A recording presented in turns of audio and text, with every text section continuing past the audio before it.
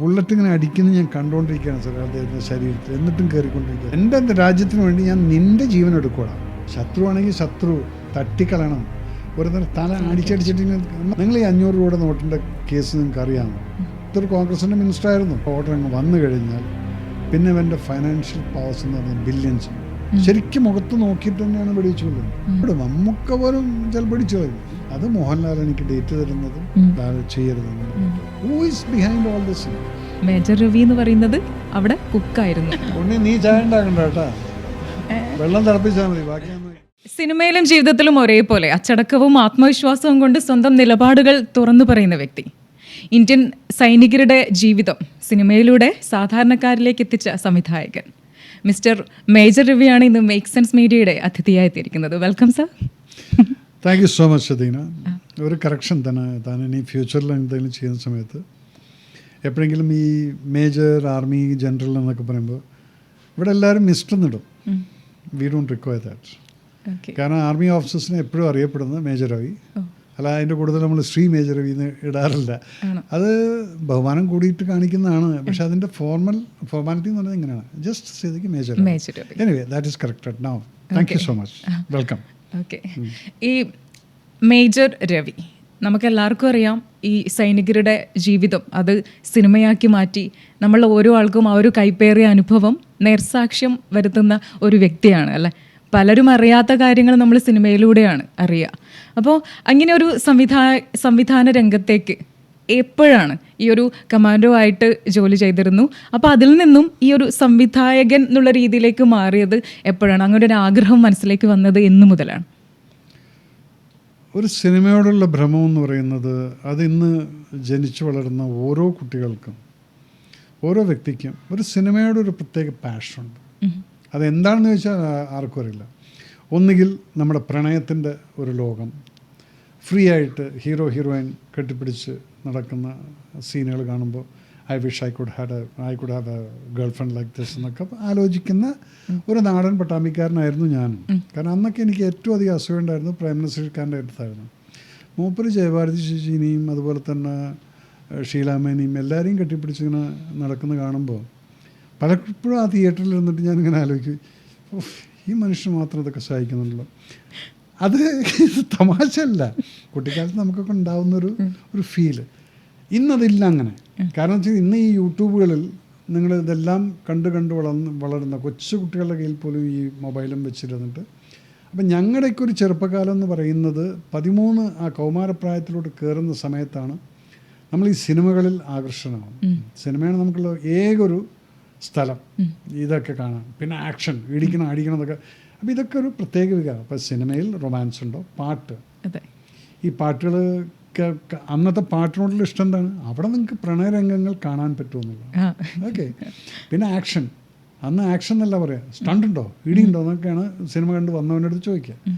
പിന്നെ ഞാൻ മറ്റൊരു സിനിമ കണ്ടിട്ട് വന്നു കഴിഞ്ഞാൽ എൻ്റെ സ്കൂളിലെ പിള്ളേർ മുഴുവൻ ഇരുന്നിട്ട് ഈ സിനിമ കഥ കേട്ട് കഴിഞ്ഞാൽ അവർ പറയും ഇനി നമുക്ക് സിനിമ കണ്ട, കാരണം രവീന്ദ്രൻ കഥ പറഞ്ഞു കഴിഞ്ഞാൽ പിന്നെ ഒന്നും പറയാം. ഞാൻ അങ്ങനെ കഥ പറയുമായിരുന്നു, അത്രയും ഡീറ്റെയിൽ ആയിട്ട് പടത്തിലോട്ട്. ആ തുടക്കത്തിൽ ഇങ്ങനെയാണ്, അതാണ് പറയുമ്പോൾ അന്ന് ഐ ഡിഡ്ന്റ് റിയലൈസ് ഇറ്റ്. ആയിക്കോട്ടെ, qualification or a capability to narrate a story in a proper manner that the other person, മറ്റേ ആൾ കൺവിൻസ് ആവുന്ന രീതിയിലുള്ള ഒരു കഥ പറച്ചിൽ, അത് കുട്ടിക്കാലത്ത് ഉണ്ടായിരുന്നു.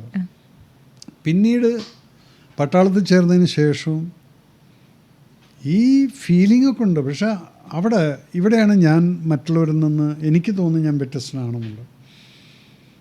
ഇന്ന് കുട്ടികളോട് ഞാൻ പറയുന്നത്, ഇപ്പോൾ എനിക്ക് മേജർ രവീസ് അക്കാഡമി എന്നുള്ളൊരു അക്കാഡമി ഞാൻ നടത്തുന്നുണ്ട്. ഞാൻ അവരോട് പറയുന്ന ഒരു കാര്യം എന്താണ്, മക്കളെ നിങ്ങൾ ഏത് പ്രായമാണെങ്കിലും ശരി, you should have A concentration. നിങ്ങൾക്കൊരു ടാർഗറ്റ് എന്നുള്ളൊരു സംഭവം വേണം. തീർച്ചയായിട്ടും. ഞാനുള്ളപ്പോൾ എന്താണ്, എനിക്ക് എൻ്റെ കയ്യിൽ പോക്കറ്റിൽ 4 കാശ് വേണം. അല്ല പെട്രിയോട്ടിസം ഒന്നല്ല എന്നെ പട്ടാളത്തിൽ ചേർത്തിരിക്കുന്നത്. എൻ്റെ വീട്ടിൽ ഞാൻ വലിയൊരു നായർ തറവാട്ടിൽ ജനിച്ചിട്ടുള്ള ഒരു വ്യക്തിയാണ്.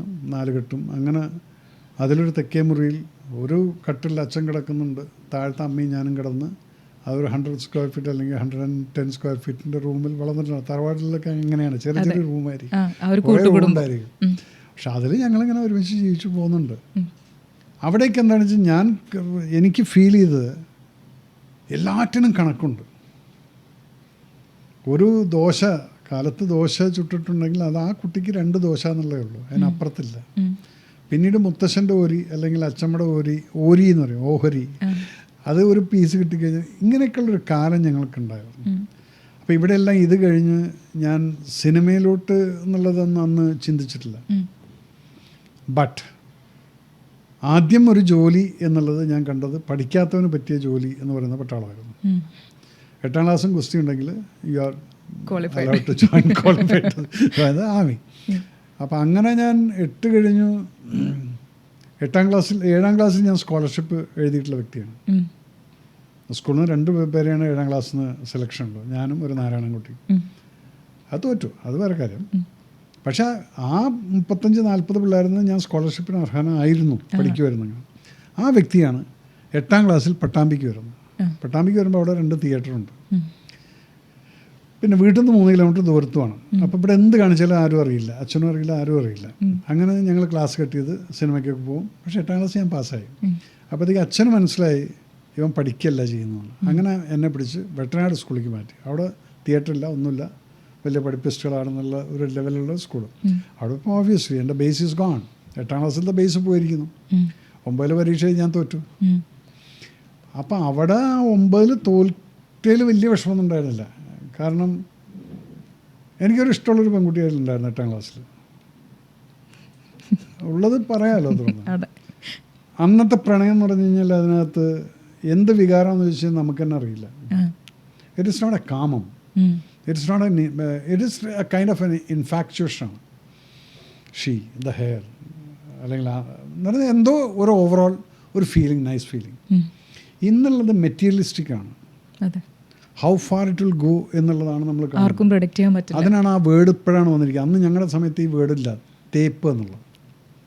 ഇന്ന് ഈ തേപ്പിൻ്റെ കാരണം എന്തുകൊണ്ടാണ്? Everybody is materialistic. എനിക്ക് ഇവനെ കൊണ്ട് എന്താ ഉപകാരം, എനിക്ക് ഇവളെ കൊണ്ട് എന്താണ് ഉപകാരം. അപ്പം അവിടെയാണ് നിങ്ങൾ മെറ്റീരിയലിസ്റ്റിക് ആവണം. അന്നത്തെ ഇതിന് ആ കുട്ടിക്ക് അറിയുപോലും ഇല്ല നമുക്ക് ഒരു ഇഷ്ടമുണ്ടെന്നുള്ളത്. നമ്മളിങ്ങനെ സൈഡിൽ കൂടെ ഇങ്ങനെ പോയിക്കൊണ്ടിരിക്കും, ചെയ്യില്ല ആരെയും. പക്ഷെ അത് വളരെ ജെന്യൂനായിരിക്കും. അത് ഇപ്പോഴും നമ്മൾ ഓർക്കും. അങ്ങനെ ആളുണ്ടായിരുന്നു. പിന്നീട് നമ്മൾ ജീവിതത്തിൽ കാണുന്ന സമയത്ത് അത് പറയുമ്പോൾ അവർ തിരിച്ചു ചോദിക്കും, രവീന്ദ്രൻ ആക്ച്വലി എന്നോട് സ്നേഹം ഉണ്ടായിരുന്നു എന്ന് ചോദിക്കുന്ന സമയത്ത് ഉണ്ടായിരുന്നടി. അപ്പോൾ അവരിങ്ങനെ സൈലൻ്റ് ആവുന്ന കാണുമ്പോൾ ഒരു സുഖമുണ്ട്. കാരണം എന്താണെന്നറിയോ, അന്നത്തെ ആ രവീന്ദ്രനല്ല ഇന്നത്തെ രവീന്ദ്രൻ. അന്ന് ആർക്കും വേണ്ടാത്തവനായിരുന്നു. 8 തോറ്റിരിക്കുന്നു, 9 തോറ്റിരിക്കുന്നു, പിന്നെ 10 തോറ്റു, വേസ്റ്റ്. ഇന്ന് അതേ രവീന്ദ്രൻ മാറിയിട്ട് ഇന്ത്യയിൽ എവിടെ പോയി കഴിഞ്ഞാലും പട്ടാള ക്യാമ്പുകളിൽ മേജർ രവി എന്ന് പറഞ്ഞു കഴിഞ്ഞാൽ ആളെ അറിയാം. പിന്നെ ഏകദേശം യൂട്യൂബും ഇതൊക്കെ അറിയുന്നവർക്ക് കേരളത്തിൽ എല്ലാവർക്കും മേജർ രവി ആരാണെന്നുള്ള അറിയാം. അപ്പോൾ അത് ആ പേരുണ്ടാക്കാൻ വേണ്ടിയുള്ള ടാർഗറ്റായിരുന്നു എൻ്റെ ലൈഫ് എന്ന് പറയുന്നത്. അവിടെ ഞാൻ സിനിമേനെ സൈഡ് വെച്ചു. സിനിമ നാളെ ആവാം, പക്ഷേ എൻ്റെ ജീവിതത്തിൽ എനിക്കെൻ്റെ സ്വന്തം കാലിൽ നിന്ന് ഞാനൊരു അഭിമാനിയായിട്ടുള്ള ഒരു ജോലിക്കാരൻ എന്ന് പറയുമ്പോൾ പട്ടാളത്തിൽ ചേർന്നു. പക്ഷെ അവിടെ ചേരുമ്പോഴാണ് ഞാൻ ഓർക്കുന്നത്, അയ്യോ ഞാൻ പഠിച്ചിരുന്നെങ്കിൽ എനിക്കൊരു ഓഫീസർ ആവാമായിരുന്നു. ഇതിപ്പോൾ എല്ലാ ഓഫീസർ കമാൻഡ് ചെയ്യുന്നുണ്ട്, ഞാനത് കേൾക്കുന്നുണ്ട്. That I don't like it. I got B the commander എന്നുള്ളതിൻ്റെ മുകളിൽ നമ്മൾ പഠിപ്പ് തുടങ്ങണം. അപ്പം പട്ടാളത്തിലിരുന്ന് പഠിക്കുമ്പോൾ രാത്രി കാലങ്ങളിൽ 10 മണിക്ക് ശേഷം കാലത്ത് 5 മണി വരെയൊക്കെയാണ് നമ്മുടെ സമയമുള്ളൂ. ബാക്കിയൊക്കെ പട്ടാളത്തിൻ്റെ സമയമാണ്, ആരും പഠിക്കാൻ സമയക്കൊന്നുമില്ല. പക്ഷെ ആ സമയം ഞാൻ യൂസ് ചെയ്തു. അതിൽ പിന്നെ വേറൊരു യൂസ് 2 മണിക്കൂർ, ഏകദേശം ഒരു 1.5 മണിക്കൂർ എനിക്ക് കിട്ടിയത് ഈവനിങ് 7 മണിക്ക് റോൾ കാൾ കഴിഞ്ഞ് കഴിഞ്ഞാൽ 8:30 മണി വരെ ഫുഡും ഡ്രിങ്ക്സിൻ്റെ ഒക്കെ സമയമാണ്. പട്ടാളക്കാരൻ, നോർമൽ പട്ടാളക്കാരൻ. ഈ സമയത്ത് ഞാൻ നോക്കുമ്പോൾ എൻ്റെ ബാരക്കിനകത്ത് ലൈറ്റും ഓണാണ്, ആരുമില്ല, സൈലൻറ്റുമാണ്. ഞാൻ ആ സമയത്തിരുന്ന് പഠിക്കുമായിരുന്നു. ഈ 1.5 മണിക്കൂറിൽ എൻ്റെ എല്ലാം തലയിൽ കയറിയിട്ടുണ്ട്. പിന്നെ ആൾക്കാർ പ്ലേറ്റുമായിട്ട് അകത്തോട്ട് വരുമ്പോൾ എനിക്കറിയാം ഭക്ഷണം കഴിച്ച ആൾക്കാർ വരാൻ തുടങ്ങിയത്. അപ്പോഴാണ് ഞാൻ ഓടുന്നത് കിച്ചണിലോട്ട്. അവിടെ പോയി ഉള്ളത് വാരി തിന്ന്, എന്താ ഉള്ളതെന്ന് വെച്ചാൽ അപ്പോൾ അവിടെ വിളമ്പാനൊന്നും ആളുണ്ടാവില്ല, എല്ലാവരും പോയി കാണും. അത് ഉള്ളെടുത്ത് നിന്നിട്ട് കഴിച്ചിട്ട് എനിക്ക് that is way I am not very particular about my food. ഫുഡിന് വേണ്ടിയിട്ടല്ല ഞാൻ ജീവിക്കുന്നത്, ഞാൻ ജീവിക്കാൻ വേണ്ടിയിട്ട് ഫുഡ് കഴിക്കുന്നൊരു ലക്ഷ്യം ഉണ്ടായിരുന്നു അവിടെ. അപ്പോൾ അതിലെന്ത് പറ്റിയെന്നറിയോ, വേറൊരു ലക്ഷ്യം കൂടെ നടന്നു. കള്ളുടിക്കാൻ മറന്നു. Very good. ഈ സമയത്ത് കള്ളുടിച്ചിരുന്നതും പിന്നീട് നമ്മളവിടെ ചെല്ലുന്ന സമയത്തെല്ലാം ബാക്കിയുള്ള കള്ളിൻ്റെയൊക്കെ മണം, I was not enjoying it. അപ്പോൾ സംഭവം കള്ളുടിക്കാത്തൊരു പട്ടാളക്കാരനായിട്ട് ഞാൻ മാറി. പിന്നെ അവിടെ ഒന്ന് മനസ്സിലായി, ഈ കള്ളുകുടി എന്ന് പറയുന്ന എക്സ്ക്യൂസ് ഇവിടെ ഇപ്പോൾ പിണറായി വിജയൻ വിറ്റ് തൊലച്ച് നാട്ടുകാരെ മുഴുവൻ കള്ളുപിടിപ്പിച്ചിട്ടൊരു വഴിയാക്കിയിട്ടുണ്ട്. അത് ആ പാവങ്ങളുടെ ലൈഫാണ് ഈ കളയുന്നത്. ഇതിനെന്താണ് സംഭവം എന്ന് ചോദിച്ചു കഴിഞ്ഞാൽ, ഈ കള്ള് എന്ന് പറയുന്നത് നിങ്ങൾ ഉണ്ടാക്കുന്നൊരു കൈൻഡ് ഓഫ് ഫീലിംഗ് ആണ്. കള്ള് കുടിച്ചാൽ ഫിറ്റാവുന്നു, അല്ലെങ്കിൽ നിങ്ങൾക്ക് ചൂട് ഫീൽ ചെയ്യുന്നില്ല, തണുപ്പ് ഫീൽ ചെയ്യുന്നില്ല എന്ന് പറയുന്നത് നിങ്ങളുടെ ബോധം പോവുകയാണ്. അപ്പോഴാണ് ഈ തണുപ്പും ഇതൊന്നും അറിയാത്തത്. അല്ലാതെ അത് ശരീരത്തിനകത്തൊരു ചൂട് തന്നിട്ടൊന്നുമില്ലാതെ ടെൻഷൻ ഒന്നും ഓർക്കാൻ വേണ്ടി പറ്റുന്നില്ല. അപ്പോൾ നമ്മളിങ്ങനെ മദ്യപിച്ച് ഒന്നുമില്ല, അത് ബോധം പോകുന്നു. അങ്ങനെ മറക്കുക, പിറ്റേ ദിവസം ഇതൊക്കെ ഓർമ്മ വരും. കറക്റ്റ്. അപ്പം എന്താണ്, you are again short cut, മാറോയിങ് ഷോർട്ട് കട്ട് ഇൻ ലൈഫ്. നിങ്ങൾ സക്സസ്സിലോട്ടല്ല പോകുന്നത്, നിങ്ങൾ totally falling down to the earth എന്നുള്ളതാണ്. നിങ്ങൾ you are getting finished. Exactly. അപ്പോൾ ഇവിടെ നിങ്ങൾ ചിന്തിക്കുന്നതാണ്, ചെറുപ്പക്കാർ, ഇന്നത്തെ ചെറുപ്പക്കാർക്ക് ഇതൊന്നും അറിയില്ല എന്താണെന്നുള്ളത്. അവർക്കെല്ലാം ഷോർട്ട് കട്ട്. എനിക്ക് ടെൻഷൻ എടുക്കാൻ പറ്റില്ല, മറക്കണം എന്നൊക്കെ. ഞാനൊക്കെ അനുഭവിക്കുന്ന ടെൻഷൻ ഇത്രയും ഈ സമയത്തും നമ്മൾ ചെയ്യാത്ത കുറ്റത്തിന് പോലും നമ്മൾ അക്യൂസ് ചെയ്യപ്പെടുന്നു. എൻ്റെ പേരിൽ 4 ചീറ്റിംഗ് കേസുണ്ട് കേരളത്തിൽ. 4, 1, 2, 3, 4. 1-2 കേസ് അന്വേഷിച്ച് ഒന്നുമില്ല, ഞാൻ അതിൽ ഇൻവോൾവ് പോലും അല്ല. നമ്മളല്ല അത് ചെയ്യുന്നത്. പക്ഷെ ആ ഒരു കമ്പനിയിൽ അവന്മാർ നമ്മളറിയാതെ നമ്മളെ ഡയറക്റ്റായിട്ട് ഇട്ട് കഴിഞ്ഞാൽ അതിൻ്റെ അവൻ മുങ്ങിയിരിക്കുന്നു. പക്ഷെ നമുക്ക് പേര് അപ്പോൾ ടെൻഷൻ, അങ്ങനെയൊക്കെ ആദ്യമൊക്കെ ടെൻഷൻ ഉണ്ടായിരുന്നു. അയ്യോ, ആൾക്കാരത് വായിക്കുമ്പോൾ എന്ത് തോന്നുന്നു? ഇപ്പോൾ ഒരു ടെൻഷനും ഇല്ല, നിങ്ങൾ വായിച്ചോ, എനിക്കറിയാം ഞാൻ എന്താണെന്നുള്ളത്. സോ അവിടെ പട്ടാളത്തിൽ ഇതിൻ്റെ മുകളിൽ ഞാൻ അവിടെ ഓടി. പട്ടാളത്തിൽ yes, U should B A non person. അങ്ങനെ പഠിച്ചു. 10ാം ക്ലാസ് പാസ്സായി. കമ്പാർട്ട്മെൻ്റ് ആയിട്ടായിരുന്നു. Pre degree army higher secondary ചെയ്തു. 6 മാസത്തിനകത്ത് പ്രീ ഡിഗ്രി ഞാൻ കംപ്ലീറ്റ് ചെയ്തു, 2nd ഡിവിഷനോട് കൂടിയിട്ട്. അത് കഴിഞ്ഞിട്ട് BA ഫസ്റ്റ് ഇയർ പഞ്ചാബ് യൂണിവേഴ്സിറ്റിയിൽ പഠിച്ചുകൊണ്ടിരിക്കുകയാണ് ബൈ പോസ്റ്റ്. അപ്പോഴാണ് ഓഫീസർ ടെസ്റ്റിനുള്ള ചാൻസ് വന്നത്. അവിടെ ടെസ്റ്റ് എഴുതുന്നു, ഫസ്റ്റ് ടെസ്റ്റ് പാസ്സാവുന്നു, ഫസ്റ്റ് ഇൻ്റർവ്യൂ SSB ക്ലിയർ ആവുന്നു. So SSB is not a joke. അത് it is very tough thing. നിങ്ങൾ എത്രയോ ആയിരക്കണക്കിന് ആൾ പോയി കഴിഞ്ഞാൽ ഒരു 2-4 ആളാണ് സെലക്ട് ആവുന്നത്. അത്രയും ഒരു ഭയങ്കരമായിട്ടുള്ളൊരു എക്സ്റേ ആണത്. ഒരു മനുഷ്യൻ്റെ മാനസികമായിട്ടും ഫിസിക്കലായിട്ടും എല്ലാം ഈ 5 ദിവസത്തിൽ നിങ്ങൾ ഐഡൻറ്റിഫൈ ചെയ്തു ഹൂ യു ആർ എന്നുള്ളത്. അതിനകത്ത് സർപ്രൈസിംഗ്ലി നമ്മളറിയാത്ത ചില ക്വാളിഫിക്കേഷൻസ് നമുക്കുണ്ടെന്നുള്ളത് നമ്മൾ പിന്നീടാണ് അറിയുന്നത്. കാരണം ഇതേ ആൾ എന്നെ ഒരു പ്രാവശ്യം ഞാൻ ഈ ഇൻ്റർവ്യൂ ചെയ്യുന്ന സമയത്ത് ഞാൻ അദ്ദേഹത്തിനെ പിന്നൊരു പ്രാവശ്യം കണ്ടപ്പോൾ ഞാൻ ചോദിച്ചു, സാർ ഞാൻ എൻ്റെ കാര്യങ്ങൾ മുഴുവൻ പറഞ്ഞപ്പോൾ അതിനകത്ത് മുഴുവൻ സത്യമായിരുന്നു. അത് ഞങ്ങളൊരു 8 വർഷം കഴിഞ്ഞ് ഓഫീസറൊക്കെ ആയിട്ട് ഞാൻ നല്ലൊരു പൊസിഷനിലിരിക്കുന്ന ADC ആയിട്ടിരിക്കുമ്പോഴാണ് ഇദ്ദേഹം ആർമി ചീഫിൻ്റെ ഓഫീസിൽ അങ്ങോട്ട് കയറി വന്നപ്പം ഞാൻ ഇദ്ദേഹത്തെ കണ്ടപ്പോൾ ഞാൻ എവിടെയോ കണ്ട പോലെ ഉണ്ടല്ലോ എന്നുള്ളതിന് നമ്മൾ അതിൽ സീനിയർ ഓഫീസറാണ്. ഞാൻ പറഞ്ഞു, sir you are in SSB 24 SSB in Bangalore എന്ന് ചോദിച്ചു. യാ, ഇന്ന ഇയറിലാണോ എന്ന് ചോദിച്ചു. 80-ൽ. യെസ്.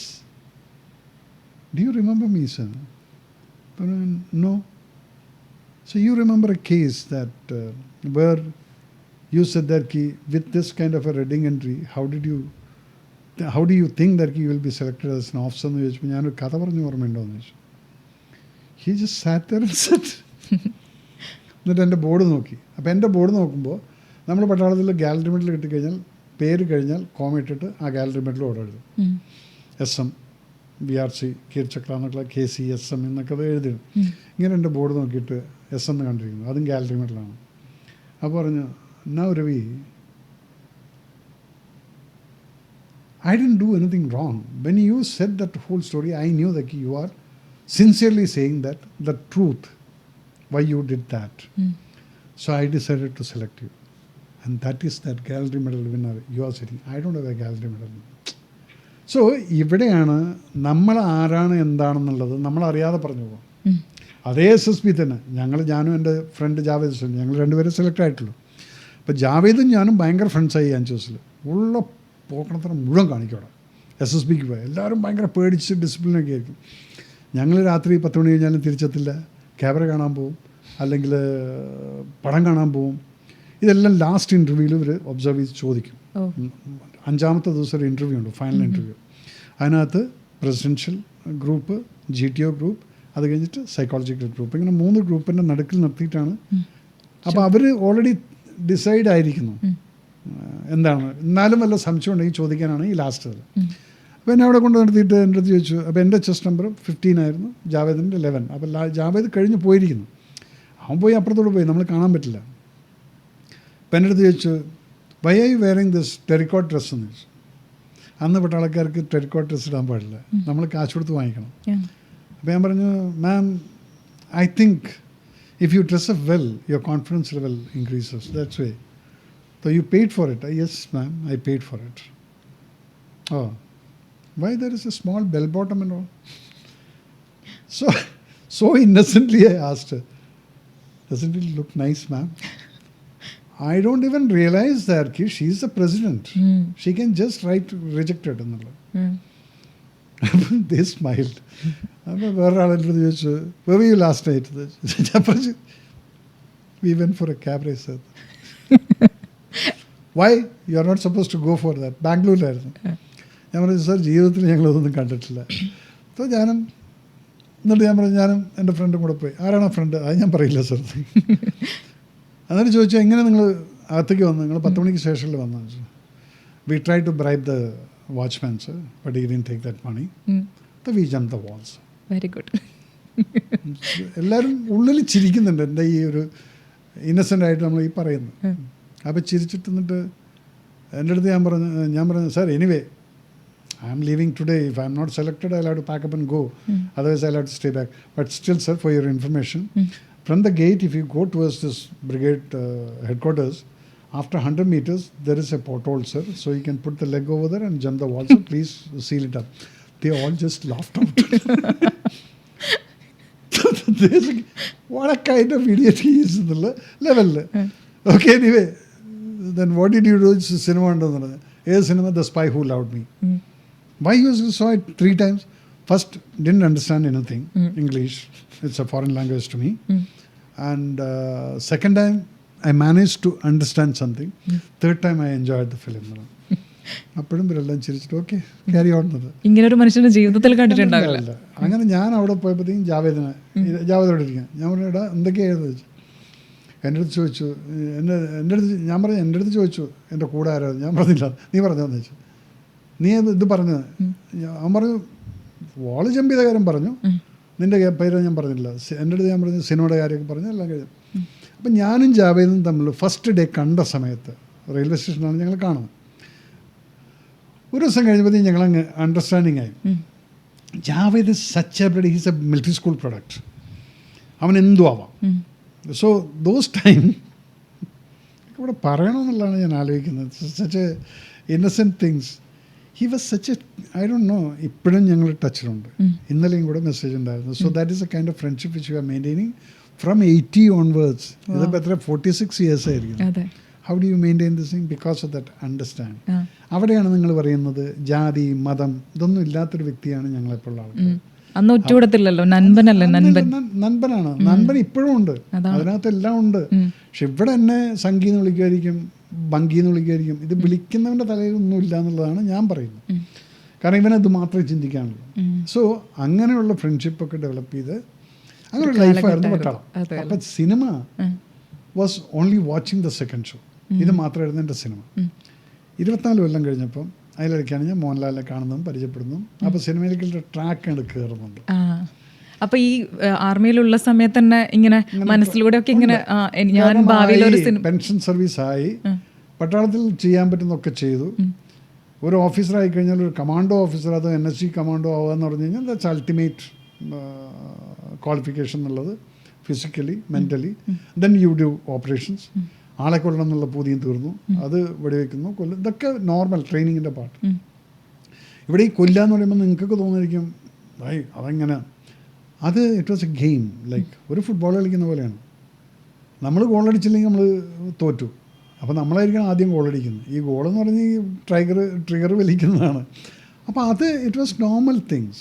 അതെല്ലാം കഴിഞ്ഞപ്പം ലൈഫിനകത്ത് യു റിയലൈസ് വൺ തിങ്, ഇതിനപ്പുറത്ത് ഇനി ഒന്നുമില്ലേ എന്നുള്ളൊരു തോന്നൽ വരാണ്. പക്ഷെ അവിടെ നമ്മുടെ ശത്രുരാജ്യം എന്നുള്ള രീതിയിൽ പാകിസ്ഥാൻ ഉണ്ടാകുമ്പോൾ അല്ലേ അവിടുത്തെ ആൾക്കാരും അവരും ഒരു മനുഷ്യനാണ് തോന്നിയ ഒരു മൂവിയാണല്ലോ പിക്കറ്റ് 43. പിക്കറ്റ് 43 ഞാൻ basically I am a good human being. അത് നിങ്ങൾ പറഞ്ഞാലും ഇല്ലെങ്കിൽ അതിനെ ചിലപ്പോൾ പറയില്ലായിരിക്കും. കാരണം എനിക്ക് ഒരു ഡോസ് നാളെ കിട്ടിയതാണ്. അതുകൊണ്ട് ചിലപ്പം അത് നമുക്ക് പിന്നെ പറയാം. അപ്പം അതുകൊണ്ട് ഞാൻ കുഴപ്പമില്ലാത്തൊരു മനുഷ്യനാണ്. എനിക്ക് മറ്റുള്ളവൻ്റെ വിഷമം കാണുമ്പോൾ എൻ്റെ കണ്ണ് നിറയും. എൻ്റെ പോക്കറ്റിൽ കൈയിടാൻ എനിക്ക് ഒരു മടിയില്ല മറ്റുള്ളവരെ സഹായിക്കാൻ പൈസ ഉള്ളത്. ഇന്നിപ്പോൾ ഞാൻ കാലത്ത് പോയപ്പോൾ തന്നെ എൻ്റെ കയ്യിലുണ്ടായിരുന്ന പൈസ ഞാൻ ആകെ ഒരു 100 രൂപയുടെ നോട്ട് മാത്രമായിട്ടാണ് ഇപ്പോൾ തിരിച്ചു വന്നിരിക്കുന്നത്. അങ്ങനൊരു മനുഷ്യനാണ്. അപ്പം പാകിസ്ഥാൻ്റെ പിക്കറ്റ് 43 എന്നുള്ളൊരു സിനിമ ആ ഒരു കഥ എഴുതാൻ കാരണം ഞാനിതുപോലെ ഒരു പാകിസ്ഥാനിയെ കണ്ടിട്ടുണ്ട് 87-ൽ.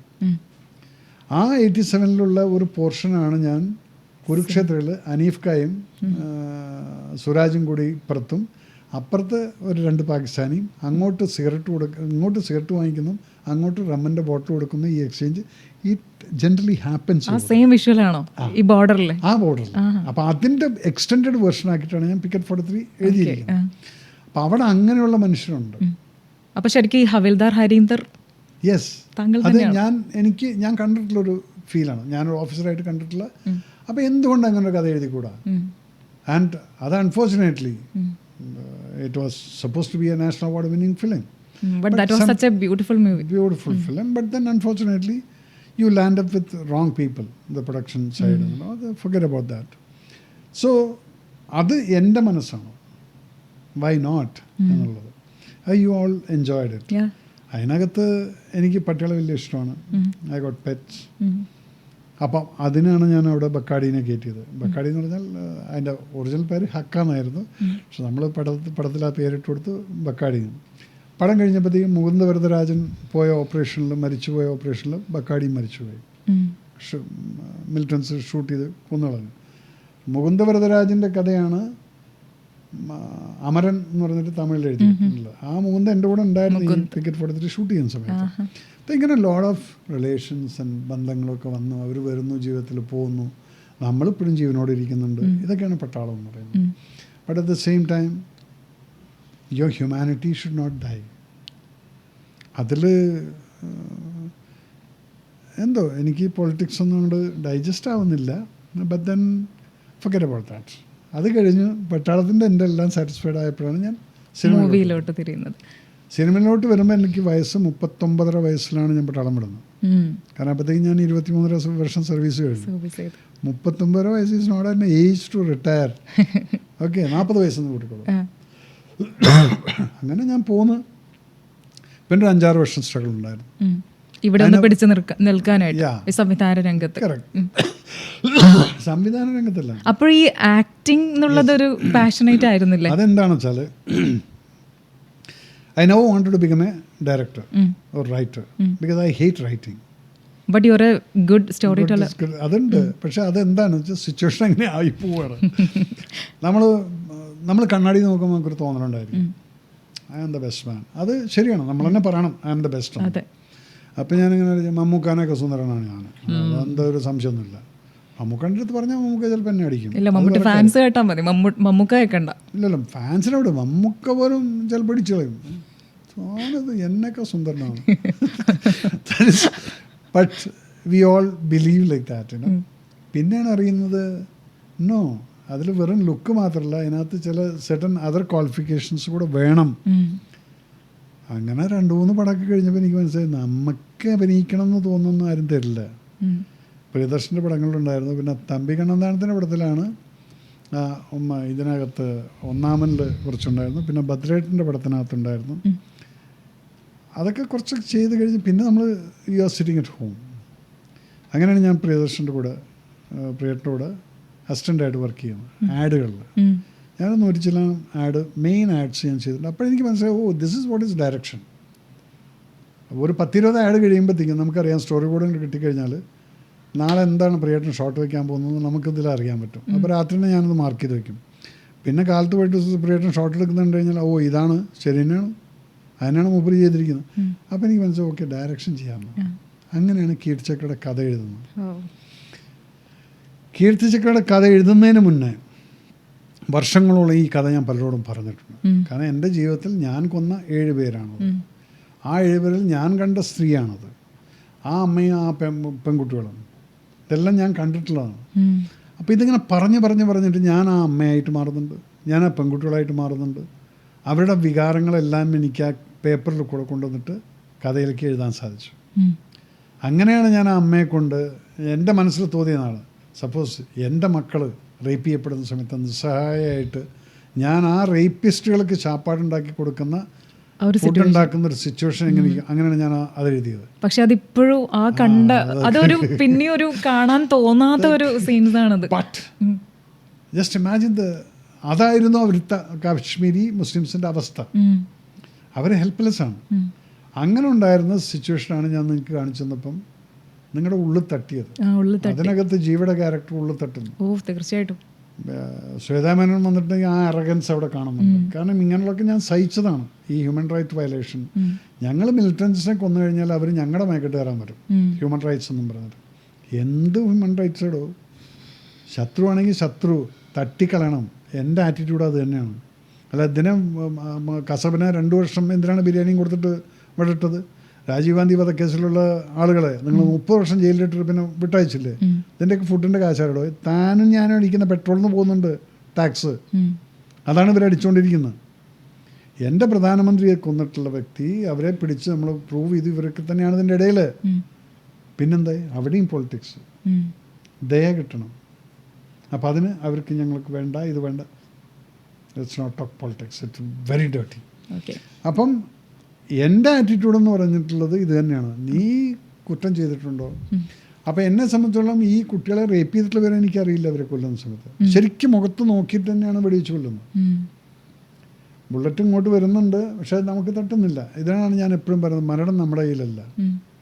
മരണം എന്ന് പറയുന്നത് പ്രീ ഡിസ്റ്റൈൻഡ് ആണ്. എങ്ങനെയാവാം, നമ്മൾ തീരുമാനിക്കാത്ത സമയത്തായിരിക്കും മരണം വരുന്നത്. അതാണ് ഞാൻ ഫേസ് ചെയ്തിട്ടുള്ളത്. എത്രയോ ബുള്ളറ്റുകൾ വന്നിട്ടും ഇന്നും എൻ്റെ മേൽ തട്ടിയിട്ടില്ല. കാരണം അപ്പം എനിക്കറിയാം നമ്മൾ മരണത്തിന് പേടിച്ചിട്ടൊരു കാര്യമില്ല. അത് വരേണ്ട സമയത്ത് വരും. അപ്പം നമ്മുടെ ഗട്ട്സ് കൂടുകയാണ്. പക്ഷെ അവിടെ നിങ്ങൾ ബ്രെയിൻ യൂസ് ചെയ്യണം.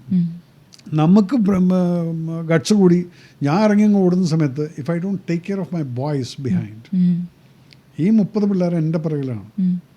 അതുകൊണ്ടാണ് ഇന്നും ദൈവം അനുഗ്രഹിച്ച് ആ 30 പിള്ളേരും ജീവനോടുണ്ട്. അവരൊക്കെ എല്ലാം സെറ്റിൽഡ് ആയിരിക്കുന്നു ജീവിതത്തിൽ.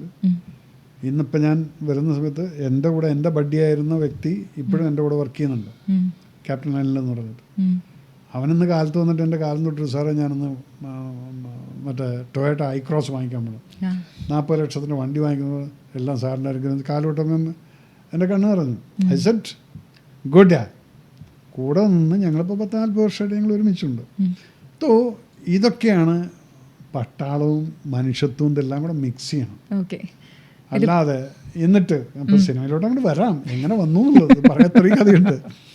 അങ്ങനെ വന്നിട്ടാണ് ഞാൻ ഈ കീർച്ചക്ര ചെയ്യുന്നതും അത് മോഹൻലാൽ എനിക്ക് ഡേറ്റ് തരുന്നതും.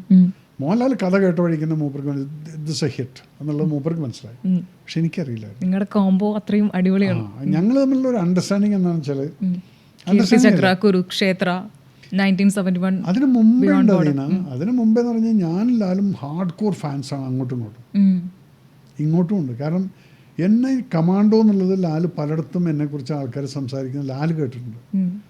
അപ്പൊക്കെയാണ് അല്ലെങ്കിൽ എന്നിട്ട് അത് ചെയ്ത് ഇത് ചെയ്തെന്നൊക്കെ പറയുമ്പോൾ ഞാനാണ് ഇയാളുടെ പണ്ടുണ്ടെങ്കിൽ പിന്നെ തീപ്പിട്ടെന്ന് വരുന്നു എന്നും പറഞ്ഞിട്ട് ഇങ്ങനെ ഇരുന്ന് ഓട്ടോർ ചെയ്തുകൊണ്ടിരിക്കും. ഈ മനുഷ്യനെ കരയിപ്പിക്കാൻ സാധിക്കുന്നുണ്ട്, ഈ മനുഷ്യനെ ചിരിപ്പിക്കാൻ സാധിക്കുന്നുണ്ട്, ഈ മനുഷ്യനെ റേജ് കാണിക്കാൻ സാധിക്കുന്നുണ്ട്, ദേഷ്യം വരുന്നത് ഇതെല്ലാം ഈ മനുഷ്യൻ ചെയ്യാൻ സാധിക്കുന്നുണ്ട്. ഇങ്ങനെ എന്നെ കാണുമ്പോൾ തന്നെ ഇത് നെഞ്ചും പിടിച്ച് ആളെ കൊല്ലാൻ പോകുന്നുണ്ട്. ഇത് അങ്ങനെയൊരു മ്യൂച്വൽ അണ്ടർസ്റ്റാൻഡിങ്. അങ്ങനെയാണ് ഞങ്ങൾ ആ കഥ തുടങ്ങുന്നതും. അതിനവിടെ മലയാള സിനിമയിൽ പലരും എതിർത്തു ആ പടം ചെയ്യരുതെന്നും പറഞ്ഞിട്ട്. ഓക്കെ, കീർത്തിചക്ര. അതെന്താണെന്ന് വെച്ചാൽ ഇവിടെ മനുഷ്യന്മാർ ഹാർഡ് വർക്ക് ചെയ്തിട്ടോ അല്ലെങ്കിൽ എങ്ങനെയല്ല, ഇവിടെ ഒരുത്തൻ വളരുന്നത് മറ്റൊരുത്തന് ഇഷ്ടമില്ല. And especially in glamour world like that. എങ്ങനെ മറ്റവൻ്റെ കുതികാല് വെട്ടണം എന്നുള്ളതാണ് നോക്കുന്നത്. അല്ല നിൻ്റെ കഴിവുകൊണ്ടല്ല നീ കയറി വരുന്നു. എങ്ങനെയൊക്കെയാണ് ആരുടെയൊക്കെ കാക്ക പിടിച്ച് അതൊക്കെ ചെയ്തിട്ടാണ്. ഇപ്പം ഞാനിത് പറഞ്ഞുകൊണ്ട് എനിക്ക് നാളെ സിനിമയില്ലെങ്കിൽ I don't care for you, because എനിക്ക് സിനിമയില്ലെങ്കിലും എനിക്ക് ജീവിക്കാനുള്ളത് എൻ്റെ അടുത്തുണ്ട്. ഇപ്പം അമ്മയിൽ അൻസിബ ഫേസ് ചെയ്യുന്ന ആ ഒരു സിറ്റുവേഷനും ലൈക്ക് ദാറ്റ് അല്ലേ? അല്ല, അമ്മയിലിപ്പം ഞാനിപ്പം എൻ്റെ ആപ്ലിക്കേഷൻ ഞാൻ ഇന്ന് ഒരു 5 വർഷം മുന്നേ ആപ്ലിക്കേഷൻ കൊടുത്താണ്. എൻ്റെ ആപ്ലിക്കേഷൻ സാങ്ഷൻ ആയിട്ടുണ്ടായിരുന്നില്ല. അപ്പോൾ അതിലെന്തോ ഒരു പൊളിറ്റിക്സ് അവിടെ ഉണ്ടെന്നുള്ള മനസ്സിലായത്. എന്താണത്? നേരത്തെ താൻ ഇൻട്രൊഡക്ഷനിൽ പറഞ്ഞല്ലോ തൻ്റെ നിലപാടുകൾ ശക്തമായി തുറന്നു പറയാനുള്ള ഇങ്ങനെയുള്ള ഒരുത്തന അവിടെ വേണ്ടാന്നുള്ളത് ചിലവന്മാർക്ക് ഉണ്ടായില്ല. ഇപ്രാവശ്യം ഞാൻ കൊടുത്തിട്ടുണ്ട്. ഇപ്രാവശ്യം ഇല്ലെങ്കിൽ പിന്നെ അതിനെ ഞാൻ പ്രതികരിക്കും. ഇപ്പോഴത്തെ ഈ ഇഷ്യൂവിനെ പറ്റി സാറിന് എന്താ പറയാനുള്ളത്? ഇപ്പോഴത്തെ ഇഷ്യൂ എന്ന് പറഞ്ഞു കഴിഞ്ഞാൽ ഇപ്പോൾ ഓരോരുത്തരും ഇപ്പം ആരെന്ത് പറയുന്നു എന്നുള്ളതല്ല, why it is coming out to the public. നിങ്ങൾ അവിടെ ഒരു സംഘടനയായിട്ട് ഉണ്ടാക്കി വെച്ചിട്ടുണ്ടെങ്കിൽ ഈ സംഘടനയ്ക്ക് ഉള്ളിൽ തീർക്കേണ്ട കാര്യമാണ്. Why are you washing your linen in the public? അതെ, അവിടെയാണ് ഞാൻ ചോദിക്കുന്നത്. നിങ്ങളെല്ലാം സെൽഫിഷാണ്. മാന്യന്മാരുടെ കുടുംബശ്രീ എന്ന ഓരോ ആൾക്കാർ അഭിപ്രായപ്പെടുന്നതാണ്. That is what. പക്ഷെ അതിൽ നിങ്ങൾ എല്ലാവരെയും മാന്യന്മാരായിട്ട് കണക്കാക്കും വേണ്ട. പക്ഷെ അവിടെ അൻസിബയുടെ ഒരു വാദമുണ്ട്. അതെന്താന്ന് വെച്ചാൽ ഈ ഒരു കുടുംബസംഗമം, അമ്മയുടെ കുടുംബസംഗമത്തിന് ഒരു പ്രത്യേക മതവിഭാഗം അത് ഏറ്റെടുത്ത് ചെയ്യാന്നുള്ളൊരു നിലപാട് വന്നപ്പോഴാണ് ആൾ എതിർത്തത് അതിന്. അപ്പോൾ ഇങ്ങനെയൊരു ഇത് ഒരു മതവിഭാഗത്തിന് കൊടുക്കുകയാണെങ്കിൽ വരും വർഷങ്ങളിലും മറ്റ് പല മതവിഭാഗങ്ങളും അത് ഏറ്റെടുക്കാനുള്ള സാധ്യതയുണ്ട്. അവിടെയാണ് ആളുടെ ആ ഒരു ധാർമ്മികത ഉണർന്നതും ആളിതിനെ എതിർത്ത് സംസാരിച്ചതും. എനിക്ക് മനസ്സിലായില്ല. This is a news to me in fact. പക്ഷെ ഒരു സ്ത്രീ എവിടെയും സുരക്ഷിതയല്ല എന്ന് തന്നെയാണ് പിന്നെയും പറയുന്നത്. ആളിപ്പോഴും ഇപ്പോൾ റിപ്പോർട്ടർ ചാനലിന് കൊടുത്ത ഒരു ഇൻ്റർവ്യൂവിൽ ഞാൻ കണ്ടിട്ടുണ്ടായി, ഒരു പക്ഷേ നാളെ അവരെന്നെ വേട്ടയാടാം, ഞാൻ രക്തസാക്ഷിത്വം വരിക്കുന്നൊക്കെയാണ് ആൾ പറഞ്ഞത്. ഞാൻ ചോദിക്കട്ടെ, ഒരു സൈഡിൽ നിങ്ങൾ സ്ത്രീകൾ, നിങ്ങൾക്ക് സമത്വം എന്നുള്ളൊരു സംഭവം, നിങ്ങൾ തന്നെയല്ലേ നിങ്ങളെ വീക്കാക്കുന്നത് എന്നുള്ളൊരു തോന്നൽ എനിക്ക് പലപ്പോഴും തോന്നാറുണ്ട്. ഞാൻ എൻ്റെ കുട്ടികളുടെ അടുത്ത് പറയുന്നൊരു സംഭവമുണ്ട്. എൻ്റെ ഈ അക്കാഡമി പഠിക്കാൻ വരുന്ന കുട്ടികൾ, ഇന്ന് ഞാൻ ഗ്രൗണ്ടിൽ നിൽക്കുന്ന സമയത്ത് അവർ നടക്കുന്നതൊക്കെ കാണുമ്പോൾ I am proud of them. Because അവർ വരുന്ന സമയത്ത് വളരെ ഷൈ ആയിട്ടൊക്കെ വന്നിട്ടുള്ള കുട്ടികൾ, ഇന്ന് അവർ ആ ട്രാക്ക് സൂട്ടും ടീഷർട്ടും ഇട്ടിട്ട് ഓടാനും ഇതിനൊക്കെ വന്ന് നിൽക്കുന്ന സമയത്തുള്ള അവർ ആ ഒരു ചങ്കൂറ്റം എനിക്ക് കാണുന്നുണ്ട്. The self confidence. അതിനകത്ത് ഞാൻ പഠിപ്പിച്ചത് ഇത് തന്നെയാണ്. നിങ്ങൾക്ക് നേരിടാൻ പറ്റില്ല എന്ന് തോന്നുന്ന സമയത്ത് മാത്രമേ നിങ്ങൾ ആരുടെയെങ്കിലും സഹായം ചോദിക്കാൻ പാടുള്ളൂ. അല്ലേ അടിക്കണമെങ്കിൽ അടിച്ചോളണം എന്ന് പറഞ്ഞു. ഇങ്ങനെയാണ് ഞാൻ എൻ്റെ പിള്ളേരെ വളർത്തിയത്. അതെന്ന് വെച്ചാൽ നിങ്ങൾ അടിക്കണമെങ്കിൽ അടിച്ചോ, അതിനുള്ള കേസ് പിന്നെ ഞാൻ നോക്കിക്കൊണ്ട്. ആരും പേടിക്കണ്ട, എന്തിനാ പേടിക്കുന്നത്? പെൺകുട്ടികളുടെ എസ്പീഷ്യരുത്. ആൺകുട്ടികൾ അതേ സമയത്ത് ഞാൻ പറയും, മക്കളെ ഞാൻ നിങ്ങളുടെ അടുത്ത് എല്ലാവരും പെങ്ങളായിട്ട് കാണാൻ പറയില്ല, പക്ഷേ നിങ്ങൾ പഠിക്കുന്ന സമയത്ത് നിങ്ങളുടെ ഫ്രണ്ട്ഷിപ്പ് ആണെങ്കിലും ശരി, അതിനകത്ത് നിങ്ങളുടെ ഉള്ളിൽ ഒരമ്മയുണ്ടായിരിക്കണം, നിങ്ങളുടെ ഉള്ളിലൊരു പെങ്ങളുണ്ടായിരിക്കണം. അത് കഴിഞ്ഞിട്ട് മതി കാമുകിയല്ല. കാമുകിയാണെങ്കിലും അവരെ പ്രൊട്ടക്റ്റ് ചെയ്യേണ്ട കാര്യം നിൻ്റെയാണ്. അപ്പോൾ ഏത് ആംഗിൾ നോക്കിക്കഴിഞ്ഞാലും നിങ്ങളൊന്ന് ദൂരെ നിന്ന് അവരെ പ്രൊട്ടക്റ്റ് ചെയ്യണം. പക്ഷെ അത് പ്രൊട്ടക്റ്റ് ചെയ്യുന്നതെന്ന് പറഞ്ഞാൽ അവർക്ക് തോന്നരുത്. തോന്നിക്കഴിഞ്ഞാൽ that will be irritating and she will become weak. അവൾക്ക് തോന്നരുത് എന്നെ ആരെങ്കിലും പ്രൊട്ടക്റ്റ് ചെയ്യുന്നുണ്ട്. അപ്പോൾ ആ ഇൻഡിപെൻഡൻ്റ് ആയിട്ടാണ് ഇവിടെ. അപ്പോഴാണ് ഇവൾ തന്നെത്താൻ പ്രതികരിക്കാൻ തുടങ്ങുന്നത്.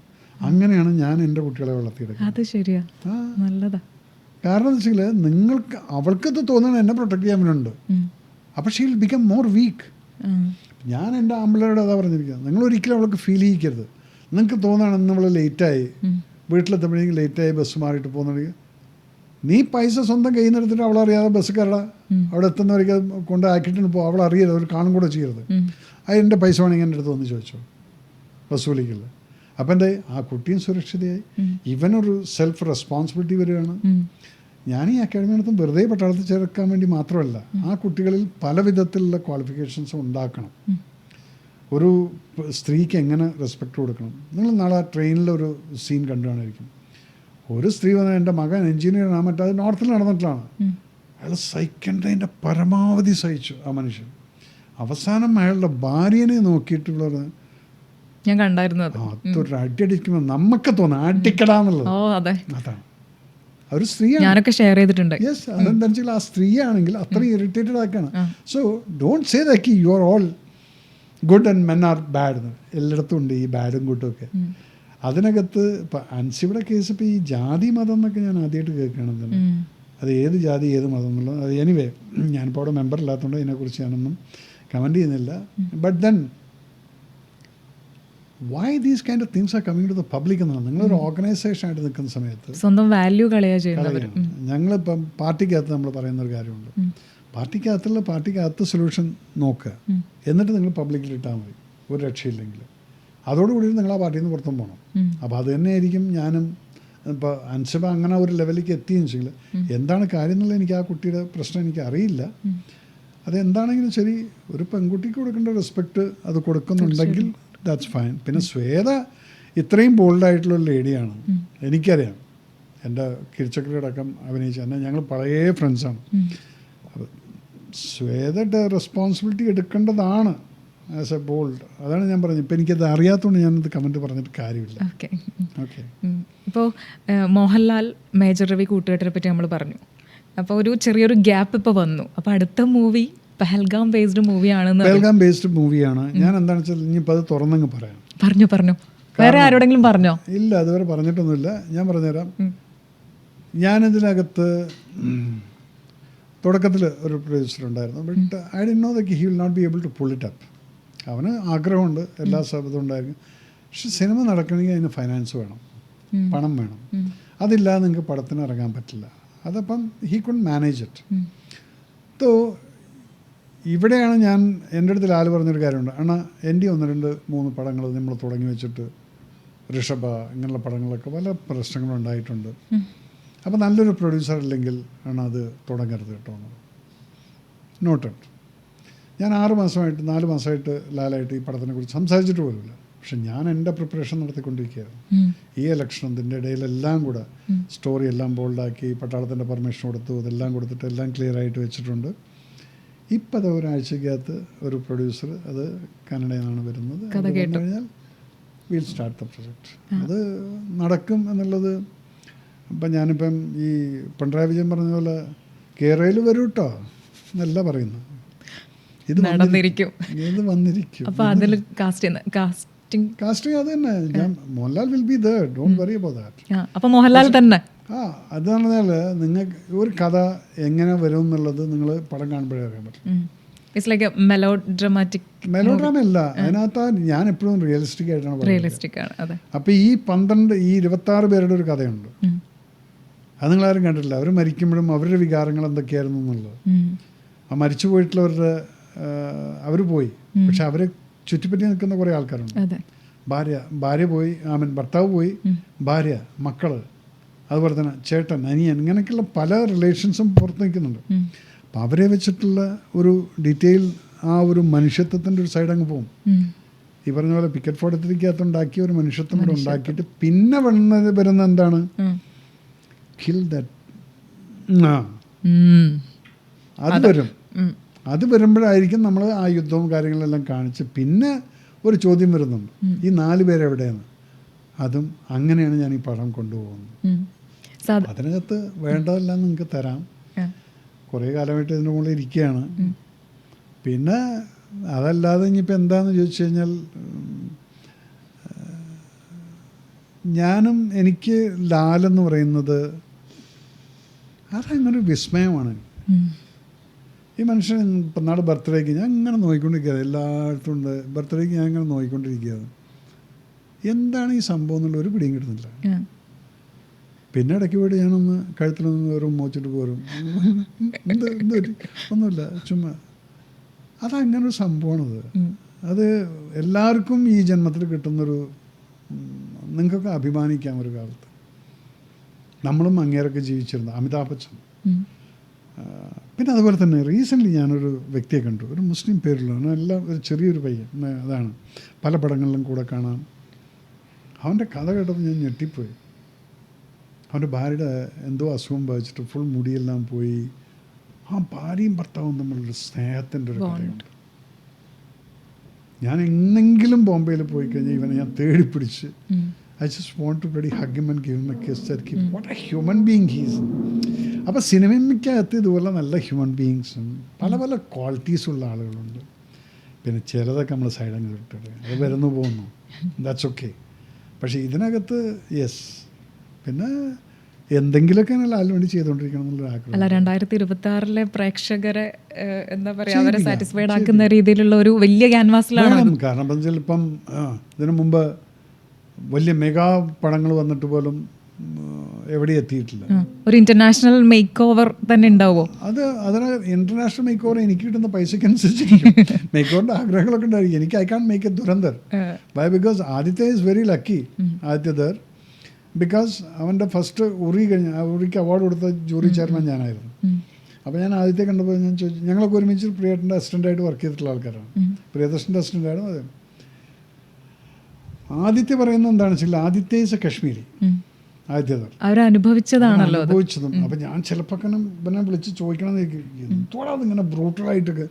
നാളെ മറ്റേ ഇതിനകത്ത് ദുരന്തറിനകത്ത് ആ വെയിറ്റ് എടുത്തിട്ട് അക്ഷയ് ഖന്ന ഒരു തല അടിച്ചടിച്ചിട്ട് അന്നേരത്തെ ബ്രെയിനൊക്കെ what is wrong with you damn it. അത് നമ്മളും കൊല്ലാറുണ്ട്, പക്ഷെ ഇത്രയും ഇങ്ങനെയല്ല. നമ്മൾ കൊല്ലുമ്പോൾ എന്ന് വെച്ചാൽ അതിന് പേഴ്സണൽ വെഞ്ചൻസ് ഇല്ല, രാജ്യത്തിനോട്ടില്ല, ചെയ്തു നീന്നെ തട്ടുക, അതൊരു ബുള്ളറ്റിൽ കഴിഞ്ഞു. പക്ഷെ ഇത് see because he might have gone through റിവെഞ്ചിന്റെ പീക്ക് ലെവലാണ് നിൽക്കുന്നതാണ്. ആ റിവെഞ്ചിന്റെ പീക്ക് എനിക്ക് ഞാൻ ഓപ്പറേഷൻ സിന്ദൂറിൽ കാണിക്കും. വൈ ബിക്കോസ് ഈ 26 ഇന്നസെൻ്റ് ആയിട്ടുള്ള ആളുകളെ നിങ്ങൾ ഈ കൊല്ലുന്ന സമയത്ത് അവർ കരഞ്ഞ കരച്ചിൽ നിങ്ങൾ കാണും. അവരുടെ മനോവിഷമം, അവരുടെ ഷോക്ക്, ഇതെല്ലാം കഴിഞ്ഞാൽ നിങ്ങളും ആഗ്രഹിക്കും. അതന്നെയായിരിക്കും ഓരോ ഇന്ത്യനും ആഗ്രഹിക്കേണ്ടത്. ആ ഒരു സംഭവം ക്ലൈമാക്സ് ഞാൻ അവിടെ കൊണ്ടുവന്ന് തരും. അത് അതിനകത്ത് പിന്നെ നീ ജാതി പറയുകയും മതം പറയുകയും എന്ത് പറഞ്ഞാലും ശരി, അതിനൊക്കെ ഞാൻ ബീറ്റ് ചെയ്തതാണ്. അതെ, കലിമ ചൊല്ലി കൊലപ്പെടുത്തിയതല്ലേ. അതിന് പിന്നിൽ ശരിക്കും ആ ഒരു പാകിസ്ഥാന്റെ ഒരു രാഷ്ട്രീയ അജണ്ട തന്നെയായിരുന്നു അല്ലേ. ഇപ്പം നിങ്ങൾ എന്തിനാണ് ഇപ്പം നിങ്ങൾ കോക്രോച്ച് പാർട്ടി എന്നും പറഞ്ഞിട്ടൊന്ന് ഇറങ്ങിയിട്ടുണ്ട്. Who is behind all this things? ഇന്നത്തെ ഇന്ത്യയുടെ അവസ്ഥ എന്താണ്? Narendra Modi has started the ruling from 2014 onwards. ശരിക്കും അത് അന്ന് തൊട്ടിട്ട് ഇവർക്ക് പൽപ്പിറ്റേഷൻ തുടങ്ങിയിട്ടുണ്ട്. ബിക്കോസ് നോൺ കറപ്റ്റഡ്, നോൺ അക്യൂസബിൾ ആയിട്ടുള്ള ഒരു പ്രധാനമന്ത്രി. അപ്പം ഇങ്ങനെയെങ്കിലും ഇതിനെ കൊണ്ടൊന്ന് താഴ്ത്തിടാൻ വേണ്ടിയിട്ട് ഇവരെല്ലാവരും കൂടെ ഒരു പാർട്ടിയെ കൊണ്ട് സഹായിക്കുന്നില്ല, എന്നിട്ട് 26 പാർട്ടിയും കൂടെ ചേർന്നിട്ടൊരു ഇന്ത്യ മുന്നണി ഉണ്ടാക്കി. അതിനകത്ത് അവർ സെൻറ്റിമെൻ്റ് ഉണ്ടാക്കുമ്പോൾ ഇന്ത്യ മുന്നണി എന്നാക്കി. ഇന്ത്യ മുന്നണി എന്നില്ല, ഇന്ത്യ മുന്നണിയാണ് അലയൻസ്. അപ്പം നിങ്ങൾക്ക് അത് പറയാൻ പറ്റില്ല. ഇന്ത്യ അലയൻസ് എന്ന് പറയാൻ പറ്റില്ല, ഇന്ത്യ അലയൻസാണ്. അപ്പോൾ അവിടെ പോലും നുണ പറച്ചില്ല. ഗാന്ധി എന്ന് പറഞ്ഞിട്ട് ഇറങ്ങിയിട്ടുള്ളവർ ഗാന്ധിയായിട്ട് എന്തെങ്കിലും ബന്ധമുണ്ടോ? ഒരു ബന്ധമില്ല. പക്ഷെ ഇതൊക്കെ നമ്മൾ പറയുന്ന സമയത്ത് ഇവർക്ക് പിടിക്കില്ല. പിന്നെ ഈ സൊറോസ് എന്ന് പറയുന്ന ഒരുത്തൻ അമേരിക്കയിൽ ഇരിക്കുന്നുണ്ടെങ്കിൽ അവനെങ്ങനെയാണ് പൈസ ഉണ്ടാക്കുന്നത്? Because it's an international game. Any country which is coming up financially becoming strong, America will not allow you to grow up. Because അവർ ഈ ബിഗ് മദർ ഫീലിങ്ങിൽ നടക്കുകയാണ്, എൻജോയ് ചെയ്യാണ്. അപ്പോൾ അവിടെയാണ് ഈ ഒരു മനുഷ്യൻ കിടന്നിട്ട് ഇതെല്ലാം കാട്ടിക്കൂട്ടുന്ന സമയത്ത് കാക്രോച്ച് പാർട്ടി എന്നും പറഞ്ഞിട്ട് ഒരു രാത്രിയിൽ 15 മില്യണും ഇതും കയറ്റണമെങ്കിൽ, ഫോളോവേഴ്സിനെ കയറ്റണമെങ്കിൽ it was all funded one and that is finished in 24 hours because India has become too strong for those people to sustain their this thing. അത് 24-48 hours ആരാണ് എന്താണ് സംഭവം പിടിയിട്ട്. സോ ഇതൊക്കെ നടക്കുന്ന സമയത്ത് you should be proud that your country has gone to beyond ഏതൊരു ലെവലിലേക്ക് എത്തിയെന്ന്. ആ രാജ്യത്ത് വന്നിട്ട് നിങ്ങളൊരു ഓപ്പറേഷൻ സിന്ദൂർ എന്നും പറഞ്ഞിട്ട് ഇങ്ങനെയൊക്കെ ചെയ്തു കഴിഞ്ഞാൽ അവിടെയും പെയ്ഡ്. ഇതുപോലെ കൽമ ചൊല്ലി പറഞ്ഞിട്ട് വേണം നീ കൊല്ലാനെന്ന് പറയാൻ കാരണം എന്തായിരുന്നു? അപ്പോൾ ഇവിടെ ഹിന്ദു മുസ്ലിമും തമ്മിൽ അടി നടക്കും. ഓക്കെ, ഇവിടെ ഇപ്പോൾ മുസ്ലിംസിൻ്റെ ചില ഫെനറ്റിക് പാർട്ടീസ് ഉണ്ട്. അതൊരു 1% 2% എന്ന് പറയുന്നത് ഫെനറ്റിക്കാണത്. അവർക്കൊന്നും തലേ കയറില്ല. അവരെന്താണ് എന്ത് പറഞ്ഞാലും ബസ് ഇത് നമ്മളാണ് റൈറ്റ് എന്നുള്ള ഒരു രീതിയിൽ സംസാരിക്കുന്ന ആ 1% വാണ്ടഡ് ഹിന്ദു ആണോ മുസ്ലിം ആണോ എന്ന് ചോദിച്ചതിന് ശേഷം ലഹള തുടങ്ങിക്കഴിഞ്ഞാൽ കൊറോണം മരിക്കും, അവർക്ക് ദേ ആർ ഹാപ്പി. പക്ഷെ അതിവിടെ നടന്നില്ല. കാരണം എന്ന് വെച്ചാൽ എവിടെയോ ഒരു ഞാൻ 23-ാം തീയതി കാലത്താണ് മാതൃഭൂമിയിൽ ഇൻ്റർവ്യൂവിൽ ഞാനത് പറഞ്ഞത്. That became A wild fire. Major Ravi പറഞ്ഞത് എന്നിട്ട് അതിനകത്ത് വേറൊരു സംഭവം അയാളൊരു സംഖ്യയായിട്ട് ഇങ്ങനെ പറഞ്ഞു. ഇതെന്താണോ ഈ സംഖ്യ എന്ന് പറഞ്ഞു കഴിഞ്ഞാൽ ഞാനൊരു മനുഷ്യനായിട്ട് പറഞ്ഞു എന്നുള്ള എന്താ അവർ പറയാത്തത്? അത് പറയില്ല. അപ്പം അതിൻ്റെ ഇടയിലും മതം കയറ്റി, ജാതി കയറ്റി, മതം കയറ്റി കഴിഞ്ഞിട്ട് അപ്പം ഞാനീ പറഞ്ഞതാണ് എൻ്റെ ഒരു അനുമാനം ഇവിടെ ഇന്ത്യയിൽ കലാപം ഉണ്ടാക്കുക എന്നുള്ളതാണ്. കാരണം എങ്ങനെയെങ്കിലും മോദിയെ താഴത്തേക്ക് ഇട്ടിട്ട് വേണം മറ്റേ ഇറ്റാലിയൻ ഫാമിലിക്ക് പ്രധാനമന്ത്രി കസേരയിൽ കയറിയിരിക്കാൻ വേണ്ടിയിട്ട്. ഇവിടെ എത്രയോ നല്ല കോൺഗ്രസ്സുകാരുണ്ട്, കേരളത്തിലുണ്ട് നല്ല കറകളഞ്ഞ കോൺഗ്രസ്സുകാർ. ഇവർ പോലും ഇപ്പോൾ ജി എന്നും പറഞ്ഞുകൊണ്ട് നടക്കുകയാണ്. എന്തുകൊണ്ട് അവർക്ക് ലീഡർഷിപ്പ് സ്ഥലത്തോട്ട് വന്നുകൂടാ? അതില്ലാതെ അതുകൊണ്ട് എന്താ സംഭവിക്കാന്നറിയോ? അവരെ കൊണ്ട് ഇനി ഒരിക്കലും ഈ പ്രധാനമന്ത്രി കസേല വെറുതെ നോക്കിയിട്ട് ഒരു കാര്യമില്ല, അത് പോയിരിക്കുന്നവരെ കഴിയുന്നു. So India is in A strong hand. ഇതൊക്കെ ഞാൻ ഈ ഓപ്പറേഷൻ സിന്ദൂരിൽ കൃത്യമായിട്ട് നിങ്ങൾക്ക് ആ ഫീലിംഗ് തരാം, എങ്ങനെയാണ് ഇതൊക്കെ നടന്നത് എന്താണെന്നുള്ളത്. അതായിരിക്കും ഓപ്പറേഷൻ സിന്ദൂർ. ബാക്കിയൊന്നും ചോദിക്കണ്ട. ബാക്കിയൊന്നും പറയൂല അല്ലേ, ബാക്കിയൊന്നും നടന്നതല്ല, നടക്കുന്ന നമ്മൾ ആ ഒരു ലക്ഷ്യത്തിലേക്കാണല്ലോ നമ്മൾ നടക്കുന്നത്. നടക്കുന്നുള്ളത്. അതെ, അപ്പൊ പറയുമ്പോഴും അങ്ങനെ പറയണ്ടേ? ഞാനിപ്പോൾ എന്താ പറയുക, ഇപ്പം എല്ലാം പ്രാക്ടിക്കലായി. അത് മാത്രമല്ല, ഈ ഒരു അതിർത്തി ബേസ് ആയിട്ട് ഇതുപോലെ ഭീകരാക്രമണം അതുപോലുള്ള മൂവീസ് വരുമ്പോൾ, ഇപ്പോൾ പഹൽഗാം അറ്റാക്കുമായി ബന്ധപ്പെട്ട് ഓപ്പറേഷൻ സിന്ദൂർ അതുപോലെ തന്നെയാണ് വരുന്നത്. പക്ഷേ ഈ ദുരന്തർ മൂവി വന്നപ്പോൾ അതൊരു പ്രൊപ്പഗാൻഡ, ഒരു രാഷ്ട്രീയ ലാഭത്തിന് വേണ്ടിയുള്ള സിനിമകൾ എന്നുള്ള രീതിയിൽ പല വിമർശകരും അഭിപ്രായപ്പെട്ടിട്ടുണ്ടായി. ഇതുപോലെ സൈലൻ്റ് ആയിട്ടുള്ള വിമർശകർക്ക് ഈ പഹൽഗാം, ഈ ഓപ്പറേഷൻ സിന്ദൂർ വഴി സർ എന്ത് മെസ്സേജാണ് കൊടുക്കാൻ ആഗ്രഹിക്കുന്നത്? പക്ഷെ ആദ്യം ദുരന്തറിൻ്റെ കാര്യം പറയാം. ദുരന്തറിൽ നിങ്ങൾ കാണുന്ന ക്യാരക്ടർ രൺബീറിൻ്റെ, ഈ ക്യാരക്ടറിനെ എനിക്കറിയാം, അറിയാം, ഞാൻ കേട്ടിട്ടുണ്ട്, ഓക്കെ, സംസാരിച്ചിട്ടുണ്ടായി. മിനിഞ്ഞാന്നും കൂടെ ഞാൻ ജനറൽ വിനുവായിട്ട് സംസാരിക്കുമ്പോൾ ഞാൻ പറയാം, I am missing Mohit very much. ദുരന്തരെ കാണുമ്പോൾ ഒക്കെ ഞാൻ അവനെങ്ങനെ ഓർക്കും എന്ന് പറയും. അതൊരു character, this guy has gone there and finish this thing, ഒരു ക്യാമ്പ് മുഴുവൻ അടിച്ചു ചേർത്തിട്ട് പോന്നു. അല്ലാതെ ഈ ലവും ഇതൊന്നും ഇല്ല. പക്ഷെ ആ ഒരു ക്യാരക്ടറാണ് ഇവർ ഡെവലപ്പ് ചെയ്തിരിക്കുന്നത്. അപ്പം ആ മനുഷ്യൻ ആരാന്നുള്ളത് എനിക്കറിയാം. It's a debatable. ഞാനൊക്കെ പലപ്പോഴും അസൂയപ്പെട്ടിട്ടുണ്ട്. നമ്മളെക്കാൾ നമുക്ക് തോന്നണം ഇവൻ കുഴപ്പമില്ലല്ലോ എന്ന് തോന്നുമ്പോൾ that means he is better than you എന്നുള്ളൊരു ഫീൽ വരികയാണ്. പക്ഷേ രണ്ടുപേരും ഒരുമിച്ച് ബാറ്റിൽ ഫീൽഡിൽ നിൽക്കുന്ന സമയത്ത് ചിലപ്പം ആയിരിക്കാം. പക്ഷേ ജീവനോട് ഇരിക്കുമ്പോൾ ഐ അഡ്മയർ. അല്ല, ഇവിടെ വെറുതെ നിങ്ങൾ ഗ്ലോറിഫൈ ചെയ്യുന്ന ഹീറോസ് ഒന്നും എൻ്റെ ഹീറോസ് അല്ല. Mohit is A hero for me. അതുപോലെ തന്നെ വിക്രം ബത്ര. കാരണം വിക്രം ബത്രനെ ഞാൻ കണ്ടിട്ടില്ലെങ്കിലും വിക്രം ബത്രയുടെ കൂടെ ഉണ്ടായിരുന്ന ഒരു ജേസിയോ എന്നോട് പറഞ്ഞതാണ്, സർ പനി പിടിച്ചിട്ട് 104 ഡിഗ്രി പനി സർ, ഈ സമയത്ത് തന്നെ കയറിക്കൊണ്ടിരിക്കുകയാണ് ആ തൊളോളിങ് ഇതിനകത്ത്. ഞാൻ പുറകുന്ന് വിളിച്ചുകൊണ്ടിരിക്കുന്നു, സാ മത് ജാओ ഉദർ ഊപ്പർ സെ ഗോളി ആ രहा. ബുള്ളറ്റ് ഇങ്ങനെ അടിക്കുന്നത് ഞാൻ കണ്ടുകൊണ്ടിരിക്കുകയാണ് സാർ അദ്ദേഹത്തിൻ്റെ ശരീരത്തിൽ, എന്നിട്ടും കയറിക്കൊണ്ടിരിക്കുകയാണ്. മരിച്ചപ്പോൾ 36 ബുള്ളറ്റായിരുന്നു ശരീരത്തിനകത്ത്. പക്ഷെ അവിടെ എത്തുമ്പോൾ വഴിയിൽ മുഴുവൻ കിടക്കുന്നത് നോക്കിക്കഴിഞ്ഞാൽ ഒരു 10-40 ആൾക്കാരുണ്ടായിരുന്നു പാകിസ്ഥാനീസ്. അതാണ് ഹീറോ. അപ്പോൾ അങ്ങനെയുള്ളവരെ നമ്മൾ മറക്കില്ല. നിങ്ങൾ ഇവിടെ കാണുന്ന വരെ ഹോർഡിങ്സും 26 അല്ലെങ്കിൽ എന്തെങ്കിലും ഒരു ദിവസം കുറേ ഹോർഡിങ്സ് കാണുന്ന അതല്ല. ആക്ച്വൽ ഹീറോസ് അവിടെ ഉണ്ട്, കുറേ എണ്ണം. പിന്നെ അറിയാത്ത ആൾക്കാരുണ്ട് അല്ലേ. പിന്നെ നിങ്ങൾ എന്തെങ്കിലും ചെറിയ കാര്യങ്ങൾ ചെയ്തിട്ട് ഇവിടെ വന്നിട്ട് ഇങ്ങനെ പുള്ളി ഓടിച്ചുകൊണ്ട് നടന്നു കഴിഞ്ഞിട്ട് I will not accept it, because I know what the battle field or encounter field. And I don't believe in ഞാനുണ്ട് മേരാ ദേശ് കെ ലിയെ തോ ജാൻ ദൂങ്ക, നെയ് ദൂങ്ക. ഞാൻ കൊടുക്കില്ല എൻ്റെ ജീവൻ. എൻ്റെ രാജ്യത്തിന് വേണ്ടി ഞാൻ നിൻ്റെ ജീവൻ എടുക്കൂടാ, എന്നിട്ട് ഞാൻ ജീവനോടെ നിൽക്കും. ഇതാണ് എൻ്റെ പോളിസി. എൻ്റെ ടീമിൻ്റെ അതായിരുന്നു. മക്കളെ, നമ്മൾ ജീവൻ കൊടുക്കാനെന്നല്ല പോകുന്നത്, നമ്മൾ അവൻ്റെ ജീവൻ എടുക്കാനാണ് പോകുന്നത്. ഇതാണ് എൻ്റെ ബ്രീഫിങ്. അപ്പം എന്താ ഈ പിള്ളേരും ആ ഒരു ജോഷിലാണ് നിൽക്കുന്നത്, അവരുടെ കോൺസെൻട്രേഷൻ. അല്ല, നമുക്ക് ഏത് പൊട്ടണമാണെങ്കിലും നെഞ്ചും വിരിച്ചെന്ന് ഒരു ബുള്ളറ്റ് വാങ്ങിച്ചിട്ട് ഓ മേ മർ ഗയാ ഷഹീദ് ഹോ ഗയാ കേട്ടോ. ഇത്രയും ട്രെയിനിങ് തന്ന് തന്നെ പൈസയും ചിലവാക്കിയിട്ട് വിടുന്നുണ്ടെങ്കിൽ മരിക്കാനല്ല, മറ്റവരെ കൊല്ലാനാണ് പോകേണ്ടത്. അപ്പം എൻ്റെ പ്രിൻസിപ്പിളേ മാറ്റമുണ്ട്.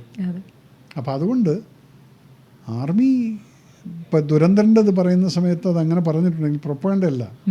നിങ്ങൾ ഈ 500 രൂപയുടെ നോട്ടിൻ്റെ കേസ് നിങ്ങൾക്ക് അറിയാമോ? ഇത് ആ മിനിസ്റ്റർ എന്നൊക്കെ പറയുന്നത് ഇവിടുത്തെ ഒരു കോൺഗ്രസിൻ്റെ മിനിസ്റ്റർ ആയിരുന്നു. എന്തിന് ഈ മെഷീൻ തിരിച്ച് ജർമ്മനിക്ക് കൊടുത്തു? അതേപോലെ തന്നെ എന്തിനായിരുന്നു അവിടുന്ന് പിന്നെയും നിങ്ങൾ ആ പേപ്പർ, പ്രിൻ്റ് അടിക്കുന്ന പേപ്പർ ജർമ്മനിയിൽ നിന്ന് തന്നെ വരുത്തിച്ചത്? നിങ്ങൾ എന്തുകൊണ്ട് ഇന്ത്യയിൽ ഉണ്ടാക്കുന്നില്ല?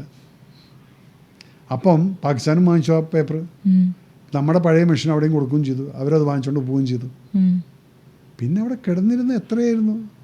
ലക്ഷക്കണക്കിന് കോടികളായിരുന്നു പ്രിൻ്റ് അടിച്ചിട്ട് നേപ്പാൾ ബോട്ടിലൂടെ യു പിയിലേക്ക് വരാൻ നിന്നത്. അതന്ന് ആ ഡിമോണിറ്റൈസേഷൻ ചെയ്തില്ലെങ്കിൽ ഇവിടെ നിങ്ങൾക്ക് എന്ത് കോപ്രായം വേണമെങ്കിലും പറയാം. രാജ്യത്തിൻ്റെ സുരക്ഷയായിരുന്നു തന്നത്. ആ 2000 രൂപയുടെ നോട്ടും 1000 രൂപയുടെ നോട്ടും 500 രൂപയുടെ നോട്ടും ഒറ്റയടിക്കാൻ നിരോധിച്ചു. അതുകൊണ്ട് എന്തായി? ഞാൻ ഷൂട്ട് ചെയ്യണം 1971 ഇന്ദിരാ കനാലിൽ കൂടെ കാലത്ത് ഞാൻ ഏർലി മോർണിംഗ് പോകുന്ന സമയത്ത് ആൾക്കാരെല്ലാം കൂടെ കനാലിൽ നോക്കിക്കൊണ്ടിരിക്കുകയാണ്. എന്താ കാണുന്നത് അറിയോ? ഈ 500-ൻ്റെയും 1000-ൻ്റെയും നോട്ടുകൾ കനാലിൽ കൂടെ ഇങ്ങനെ ഒഴുകി പോകുന്നു. കാരണം അവർക്കറിയാത്ത ഒരു കാര്യമില്ല എന്നുള്ളത്. കെട്ടുകണക്കിന് ഇങ്ങനെ പരന്ന് ഇങ്ങനെ പോകുന്നുണ്ട്. ബിക്കോസ് ഇതെല്ലാം കള്ളപ്പണങ്ങൾ അവിടെ നിന്ന് വന്നിട്ടില്ലെങ്കിൽ ഒന്നും ചെയ്യാൻ പറ്റില്ല. ഇല്ലെങ്കിൽ നമ്മുടെ കൺട്രി ഇവിടെ ഗോൺ ടു ഡോഗ്സ്. ആ പണം ഇവിടെ അകത്ത് കയറിയിരുന്നെങ്കിൽ. അപ്പം അത് ദുരന്തത്തിൽ കാണിച്ചിട്ട് ഇറ്റ്സ് എ ഫാക്ട്. ആ മന്ത്രി ഇറ്റ്സ് എ ഫാക്ട്. ഇങ്ങനെയുള്ള മന്ത്രിമാർ നമ്മുടെ രാജ്യത്തുണ്ടായിരുന്നു എന്നുള്ളത് കാണിച്ചിട്ടുണ്ടെങ്കിൽ അത് ഫാക്ട് തന്നെയാണത്. അത് പ്രൊപ്പഗൻഡയായിട്ട് നിങ്ങൾ നോക്കണ്ട. എൻ്റെ പടത്തിനകത്ത് പ്രൊപ്പഗണ്ട എന്നുള്ളതില്ല. ഫാക്റ്റ് ഞാൻ കാണിക്കും, അതും നിങ്ങൾ പറയും പ്രൊപ്പഗണ്ടയാണെന്നുള്ളത്. നോ, കാരണം എനിക്കറിയാം എന്തൊക്കെ അവിടെ നടന്നു എന്നുള്ളത്. ഇവിടെ പ്രൊപ്പഗണ്ട എന്ന് പറയുന്നത് എന്താണ്? ഇവിടെ ഒരു ചാനലുകാരൻ ഇരുന്നിട്ട് പറഞ്ഞു 5 ഹോൾ വീണുപോയി. അവൻ്റെ ഞാൻ പറയുന്നില്ല, ഇങ്ങനെയുള്ള ഈ ചാനൽ വിറ്റ് നടക്കുന്ന ചിലതുണ്ട്. അതിൻ്റെ താഴത്ത് പറയണം ഗുഡ് അച്ചായ മറ്റേ അച്ചാർ ഒരു 500 കാണുന്നത്. ഇതൊക്കെ ഈ ഫെനറ്റിക് ജാതി സ്പിരിറ്റുള്ള ഒരുത്തം നടത്തുന്ന ഒരു ചാനലാണത്. ഇവനാണ് പറഞ്ഞത് 5 റഫാൽ പോയി എന്നുള്ളത്. ഇപ്പം എന്നെ ഇരുന്ന് തെളിവിക്കുന്നുണ്ട്, കാരണം 3 ദിവസം അവൻ്റെ ചാനൽ പൊട്ടിച്ചപ്പോൾ അവൻ്റെ എല്ലാം പോയി. അതുപോലെ തന്നെ അവൻ ക്രൗഡ് ഫണ്ടിങ് നടത്തുകയായിരുന്നു, അതും സ്റ്റോപ്പായി. അപ്പോൾ ഇങ്ങനെയുള്ള ഫ്രോഡുകളെ നമ്മൾ ഇടയ്ക്കിടയ്ക്കൊക്കെ നമ്മൾ തട്ടിക്കൊണ്ടിരിക്കുക. അതൊക്കെ തന്നെയാണ് മോദി ചെയ്തിരിക്കുന്നത്. ഇത് ചെറിയ ഫ്രോഡ്, അവിടെ വലിയ വലിയ ഫ്രോഡുകൾ ഇരിക്കുന്നു. അവരാണ് ഇപ്പോഴും നടത്തിക്കൊണ്ടിരിക്കുന്നത്.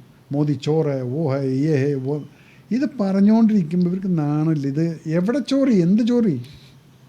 ഒന്നുമില്ല, വോട്ട് ചോറി. നിങ്ങൾ ജയിക്കുന്നിടത്ത് വോട്ട് ചോറിയില്ല, മറ്റിടത്ത് വോട്ട് ചോറി. ഇപ്പോൾ മമതാ ബാനർജി എന്ന് പറഞ്ഞൊരു ഭ്രാന്തത്തിയുണ്ട്, അതിനെന്ത് പറയുന്നു എന്നുള്ളത് അറിയില്ല, അതിന് തലയ്ക്ക് വട്ടായിരിക്കുന്നു. ഇതൊക്കെയാണ് നിങ്ങളുടെ രാജ്യത്തിൻ്റെ നേതാക്കന്മാരായിട്ട് നടക്കുന്നതെന്ന് പറയുന്നത്. I will not accept it. എൻ്റെ നേതാവെന്ന് പറഞ്ഞാൽ he should have some uprightness. So I will not be accepting these kind of Mamata. എന്നിട്ട് അതിനെ ദീദി എന്ന് വിളിക്കുന്നുണ്ട്. They don't deserve all this respect. They are all a kind of 15 വർഷം ആ ബംഗാളിനെ എന്താക്കി. ഇപ്പം എന്താ ബംഗാളീസ് തിരിച്ച് കേരളത്തിലേക്ക് വരാത്ത? അവർ ഹാപ്പി ആയിട്ട് ഇപ്പോൾ അവിടെ ഇരിക്കുകയാണ്. ഇവിടെ നമ്മുടെ പെട്രോൾ പമ്പിൽ ആളില്ല, പണിക്കാളില്ല, ഇവന്മാർ വരില്ല. കാരണം വെച്ചാൽ അവരുടെ രാജ്യം അവർക്ക് മനസ്സിലായി ഇത് പോയി. ഇനിയിപ്പോൾ ആ ബംഗ്ലാദേശുകാർ മുഴുവൻ പോയി കഴിഞ്ഞാൽ വേക്കൻസി മുഴുവൻ ഇവർക്കാണ്. അവർ ചോദിക്കുന്ന പൈസയും കിട്ടും. വലിയൊരു കഷ്ടമായി കിട്ടും. അപ്പം വീട്ടിൽ പണിക്കാളില്ലാതായിപ്പോയി. കമൻസ് വരും കേട്ടോ, കമൻസ് വരും. കമൻസ് ആ കാരണം എന്ത് ചെയ്യാന്, അവർ പോയി. ഇവിടെ മലയാളീസ് വർക്ക് ചെയ്യാൻ തയ്യാറില്ലല്ലോ. ഞങ്ങൾ സമരം ചെയ്യും. ഇപ്പം സമരം ചെയ്യാനുള്ള ഫുൾ ഓപ്പർച്യൂണിറ്റിയാണ്. കേരളത്തിൽ കഴിഞ്ഞ 10 വർഷം സമരം ഉണ്ടായിരുന്നില്ല. ഇപ്പം കഴിഞ്ഞ് കോൺഗ്രസ് കയറി VD സതീശൻ മുഖ്യമന്ത്രി, ദാറ്റ്സ് ഓൾ. ഇപ്പോൾ റോട്ടിൽ മുഴുവൻ ചുവന്ന ഈ കൊടികൾ അവിടെ ഇവിടെയൊക്കെ ഇരുന്നതൊക്കെ പുറത്തേക്ക് ഇറങ്ങിയിട്ടുണ്ട്. So you don't want to work, you don't want any prosperity of your country. നിങ്ങൾക്കേ പ്രോസ്പെരിറ്റി ഇല്ല. നിങ്ങൾക്ക് ലോട്ടറി ടിക്കറ്റും വിറ്റ് 2 ബെഗും അടിച്ച് പോയി കിടന്നുറങ്ങിയാൽ നിങ്ങളുടെ ദിവസം കഴിഞ്ഞു. പിന്നെ നിങ്ങളെങ്ങനെയാണ് രാജ്യത്തെക്കുറിച്ച് ചിന്തിക്കുക? അപ്പോൾ ഈ ഒരു ടൈപ്പ് പ്രൊപ്പഗണ്ട എന്നുള്ള ഒരു ഇത് നമ്മുടെ മൂവിയിൽ ഇനി പറഞ്ഞു കേൾക്കില്ല എന്നാണോ പറഞ്ഞു വരുന്നത്? പ്രൊപ്പഗണ്ട തന്നെ, ഞാൻ ഫാക്ടുകൾ പറഞ്ഞുതരാം. ഓക്കെ, പക്ഷെ ഞാനൊരു കാര്യം പറയട്ടെ.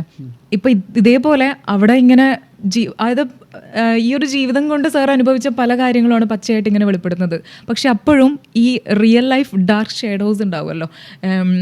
അതൊക്കെ ഈ സെൻസർ ബോർഡും അതേപോലെ ഫിലിം സൊസൈറ്റി അവരൊക്കെ ഇടപെട്ടിട്ട് പലതും ഇങ്ങനെ പുറത്തേക്ക് കൊണ്ടുവരാനായിട്ട് വിടുന്നില്ല എന്നുള്ളൊരു ഇതുണ്ടല്ലോ. ഈ കോർട്ട് മാർഷലും അഴിമതികളും അതുപോലുള്ള സീൻസൊക്കെ മൂവിയിൽ വരുമ്പോൾ അതെനിക്ക് അതിനോടും വലിയ ഇതില്ല. കാരണം ഇപ്പം കോർട്ട് മാർഷൽ നടക്കാത്തതൊന്നുമല്ല. ഞാൻ കാർഗിലുണ്ടായിരുന്ന സമയത്ത് ഒരു പെട്രോൾ സ്കാം പിടിച്ചിട്ടുണ്ട്. അതിൽ ആ 3 പേരും കോർട്ട് മാർഷലും ആയിട്ടുണ്ട്, ഓഫീസേഴ്സ്. അത് ലക്കലി ഞാനവിടെ മിലിറ്ററി ഇൻ്റലിജൻസിലിരുന്നാണ്. അപ്പം അത് ഐ എം ടോക്കിംഗ് അബൌട്ട് 96. ഈ സമയത്ത് വഴിയിൽ ഞാൻ നടക്കാൻ പോയിട്ട് തിരിച്ചു വരുന്ന സമയത്ത് ഒരു ചായക്കടയിൽ ഈ ട്രക്ക് ഡ്രൈവേഴ്സ് സംസാരിക്കുന്നത് കേട്ടപ്പോഴാണ് ഞാൻ അപ്പം എന്നെ കണ്ടറിയില്ല. ഞാൻ എപ്പോഴും താടിയും ലോങ് ഹെയർ ഒക്കെ ആയിട്ടുള്ള ഒരു സിവിലിയൻ ലുക്കിലായിരിക്കും എപ്പോഴും അവിടെ, അണ്ടർ കവർ ടൈപ്പ്. അപ്പോൾ ഞാനും അവിടെ കയറി നിന്നിട്ട് ചായ കുടിച്ചിട്ട് ഇരിക്കുമ്പോൾ ഇവർ സംസാരിക്കുന്നത് കേൾക്കുന്നതാണ്. അപ്പോൾ അവന്മാർ സംസാരിക്കുന്നത് എന്താണെന്ന് വെച്ച് കഴിഞ്ഞാൽ കിന്നെപ്പെട്ടി എന്ന് പറഞ്ഞാൽ പഞ്ചാബീസായിരുന്നു അവരൊക്കെ. എത്ര പെട്ടി കൊടുത്തടാ നീ? ഞാനൊന്ന് 1.5 പെട്ടി. അപ്പം ഈ പെട്ടി സംസാരം നോക്കുമ്പോൾ ഇത് പെട്ടി എന്ന് പറഞ്ഞാൽ ഒരു പെട്ടിക്കകത്ത് ലക്ഷങ്ങളുടെ രൂപയാണ്. അപ്പം എത്ര വണ്ടി എന്ന് വെച്ച് കഴിഞ്ഞപ്പം ഒരു 140ഓളം കോൺവോയിൽ 40 ചില്ലാനോ അല്ലെങ്കിൽ സംതിങ് ദാറ്റ് എമൗണ്ട് കാലി വണ്ടികളാണ് പോകുന്നത്. അവിടെ അവർ റെക്കോർഡിൽ കാണിക്കും. അപ്പോൾ ഈ കാലി വണ്ടിക്ക് ഒരു ടാങ്ക് പെട്രോളിന് ഇപ്പം അന്നത്തേക്ക് റേറ്റ് നോക്കിക്കഴിഞ്ഞാൽ വല്ലതും 1.5 ലക്ഷം 2 ലക്ഷം രൂപയായിരിക്കും. അപ്പോൾ ഇതിനകത്ത് ഈ 2 ലക്ഷത്തിൻ്റെ ആണെങ്കിൽ അവിടെ 1.5 പെട്ടി കൊടുത്തു, 1.5 ലക്ഷം അവിടെ കൊടുത്ത് 50,000 വന ഫ്രീ. ഈ വണ്ടി പോയിട്ട് വന്ന് വന 50,000 കിട്ടി, അവിടെ 1.5 ലക്ഷം കിട്ടി. ഇത് ക്യാഷാണ് ഈ പോകുന്നത്. ഇതാണ് ഇവരിൽ നിന്ന് കിട്ടിയ ഇൻഫർമേഷൻ. ഇത് ലേയിലേക്ക് പാസ് ചെയ്ത് അവിടുന്ന് ഇങ്ങനെ ഈ ഓഫീസേഴ്സിനെ ഒബ്സർവ് ചെയ്തു. അത് കഴിഞ്ഞിട്ട് മനസ്സിലായി ഇവർ പൈസ വാങ്ങിക്കുന്നുണ്ട്. ഒരു കോർട്ട് മാസ്റ്ററാണ്. എല്ലാവർക്കും ഡിസ്മിസ് ഫ്രം ദ സർവീസ് എല്ലാം ഉണ്ട്. സോ അതിപ്പോൾ പിന്നെന്താണെന്ന് വെച്ചാൽ അതൊരു ADGPI എന്ന് പറയുന്നത് അവർ പറയുന്നത് demoralising fact should not be published എന്നുള്ളതാണ്. അത് പട്ടാളത്തിനെ മുഴുവൻ മൊറാലിനെ ബാധിക്കും എന്നുള്ളൊരു തോന്നലുണ്ട്. ഒരു കണക്കിന് ചോദിച്ചാൽ കറക്റ്റാണ്, നല്ലതാണ്. നല്ലതെന്ന് പറഞ്ഞാൽ നമ്മൾ ഫീൽ ചെയ്യും, നമുക്കും കൂടെ ചീത്തപ്പേര് എന്നുള്ളത് ഫീൽ ചെയ്യുന്നുള്ള പല കോർട്ട് മാർഷലും നമുക്ക് കണ്ടിരിക്കാൻ പറ്റാത്ത രീതിയിൽ ആ ഒരു രീതിയിലാണെന്ന് ഞാൻ കേട്ടിട്ടുണ്ട്. കോർട്ട് മാർഷൽ എന്ന് പറയുന്നത് ഞാൻ കണ്ട കോർട്ട് മാർഷലാണ് ഞാൻ പുക്കാറിൽ ഷൂട്ട് ചെയ്തിരിക്കുന്നത്. പുക്കാർ എന്നുള്ള പടത്തിൽ അനിൽ കപൂറിനെ കോർട്ട് മാർഷൽ ചെയ്യിപ്പിക്കുന്നത്, അത് ഓഫീസറിനെ അങ്ങനെ കോർട്ട് മാർഷൽ ചെയ്യില്ല. പക്ഷെ ഞാൻ രാജ്കുമാർ സന്തോഷിയായിട്ട് സംസാരിച്ചു പറഞ്ഞു, ആൾക്കാർ കണ്ടാൽ ഇതാണോ യൂണിഫോം വലിച്ചു കയറി ഇൻസൾട്ട് എന്നുള്ളത്, ആ ഇൻസൾട്ട് ഫീൽ ചെയ്യണം. അങ്ങനെ ആദ്യമായിട്ട് ഞാൻ ജീവിതത്തിൽ ഷൂട്ട് ചെയ്യുന്നത് അതായിരുന്നു. അത് ഞാൻ എൻ്റെ ജവാനായിരുന്ന സമയത്ത് കണ്ട ഒരു കോർട്ട് മാസ്റ്ററാണ്. ഒരു ഹവൽദാർ മേജർ ഒരു പയ്യനായിട്ടുള്ളൊരു ബന്ധത്തിൻ്റെ മുകളിൽ അയാളെ കോർട്ട് മാസ്റ്റർ ചെയ്തു. അന്ന് കണ്ടതാണ് യൂണിഫോമിൽ കൊണ്ടുവന്നിട്ട് യൂണിഫോം മുഴുവൻ പിടിച്ച് വലിച്ച് കീറിക്കളഞ്ഞ് അകത്ത് പൈജാമയും കുർത്തിയിട്ടിരിക്കുന്ന ആളിനെ കയ്യാമം വെച്ച് തിരിച്ചുകൊണ്ട് പോകുന്നത്, സിവിൽ ജയിലിലോട്ട് വിടുന്നത്. അത് താൻ കമാൻഡ് ചെയ്തിരിക്കുന്ന ഇത്രയും പട്ടാളക്കാരുടെ മുന്നിൽ വെച്ചിട്ടാണ് ഈ ഇൻസൾട്ട്. അതിൽ കൂടുതൽ ഇൻസൾട്ട് വേറെ ഒന്നുമില്ല. പിന്നെ ഈ ജയിലിൽ പോകും. അപ്പം പട്ടാളക്കാരൻ തെറ്റ് ചെയ്ത് കഴിഞ്ഞാൽ അവന് പണിഷ്മെൻറ്റ് ഡെഫിനറ്റാണ്. നിങ്ങളൊരു റേപ്പ് കേസിൽ ചെറിയൊരു സൂചന കിട്ടിയാൽ മതി, യു ആർ ഇൻവോൾവ് എന്നുള്ളത്, you will be crucified. So അതുകൊണ്ടാണ് ഞാൻ പറയുന്നത് പട്ടാളത്തിൽ കറപ്ഷൻ ഉണ്ടോയെന്ന് വെച്ചാൽ ഉണ്ടാവുമായിരിക്കും. പക്ഷെ I don't know, but I am afraid if I do something I know ദക്ക് ഞാൻ ഈ കോർട്ട് മാർഷൽ ഫേസ് ചെയ്യേണ്ടി വരും എന്നുള്ളത്. അപ്പം ഞാൻ കുറച്ച് സെൽഫ് റെസ്പെക്റ്റ് ഉണ്ടെങ്കിൽ you will not do that mistake, you will not commit that crime. അതാണ് പട്ടാളത്തിൻ്റെ ആ കോർട്ട് മാർഷലിൻ്റെ ഒരു പ്രത്യേകത. അപ്പോൾ ആ പേര് കേൾക്കുമ്പോൾ തന്നെ നിങ്ങൾക്ക് തന്നെ തോന്നുന്നു കോർട്ട് മാർഷൽ എന്ന് പറയുമ്പോൾ. അല്ല, ഞാനൊരു സുരേഷ് ഗോപിയുടെ മൂവിയിൽ ഞാൻ കണ്ടിട്ടുണ്ടായി. അപ്പോൾ അത് ഭയങ്കരമായിട്ടൊരു സുരേഷിൻ്റെ ആ ഒരു പടം that was A few good fellas എന്നുള്ള ഒരു ഇതായിരുന്നു, ഇംഗ്ലീഷ് പടത്തിൻ്റെ ഒരു റീമേക്ക് ഇതായിരുന്നു. അതിനകത്തൊരു ഷെഡ്യൂൾ കാസ്റ്റ് നിഗർ നൈജീരിയൻ ജവാനെ ഒരു ഓഫീസർ വൈറ്റ് ഓഫീസർ അതന്നെ ആ ഒരു നിറത്തിന്റെ പേരിൽ ഭയങ്കരമായിട്ട് ഇവിടെ അവർ കാണിച്ചത് രാംദാസ് ചെയ്തിട്ടുള്ള ഇത് തന്നെയാണ്. പക്ഷെ അവിടെ അത് it was done in A very perfectly shot thing. ഇത് കറക്റ്റ് സുരേഷ് ഗോപി അതുപോലെ തന്നെ ഈ പാർത്ഥിപനായിരുന്നു, റിമെമ്പർ ദാറ്റ്. അതൊക്കെ ഉണ്ട്. പക്ഷേ ഈ ജാതിയുടെ പേരിലുള്ളത് എനിക്കാണ്ട് ഇവിടെ ഇന്ത്യയിൽ അത് അത്ര വർക്കൗട്ട് ആവില്ല. അതല്ല, അത്രയും സെൻസർ ചെയ്തിട്ട് അതിന്റെ ബാക്കിയാണ് നമ്മളിലേക്ക് എത്തിക്കുന്നതെങ്കിൽ അത് തന്നെ ഭയങ്കരമാണ്.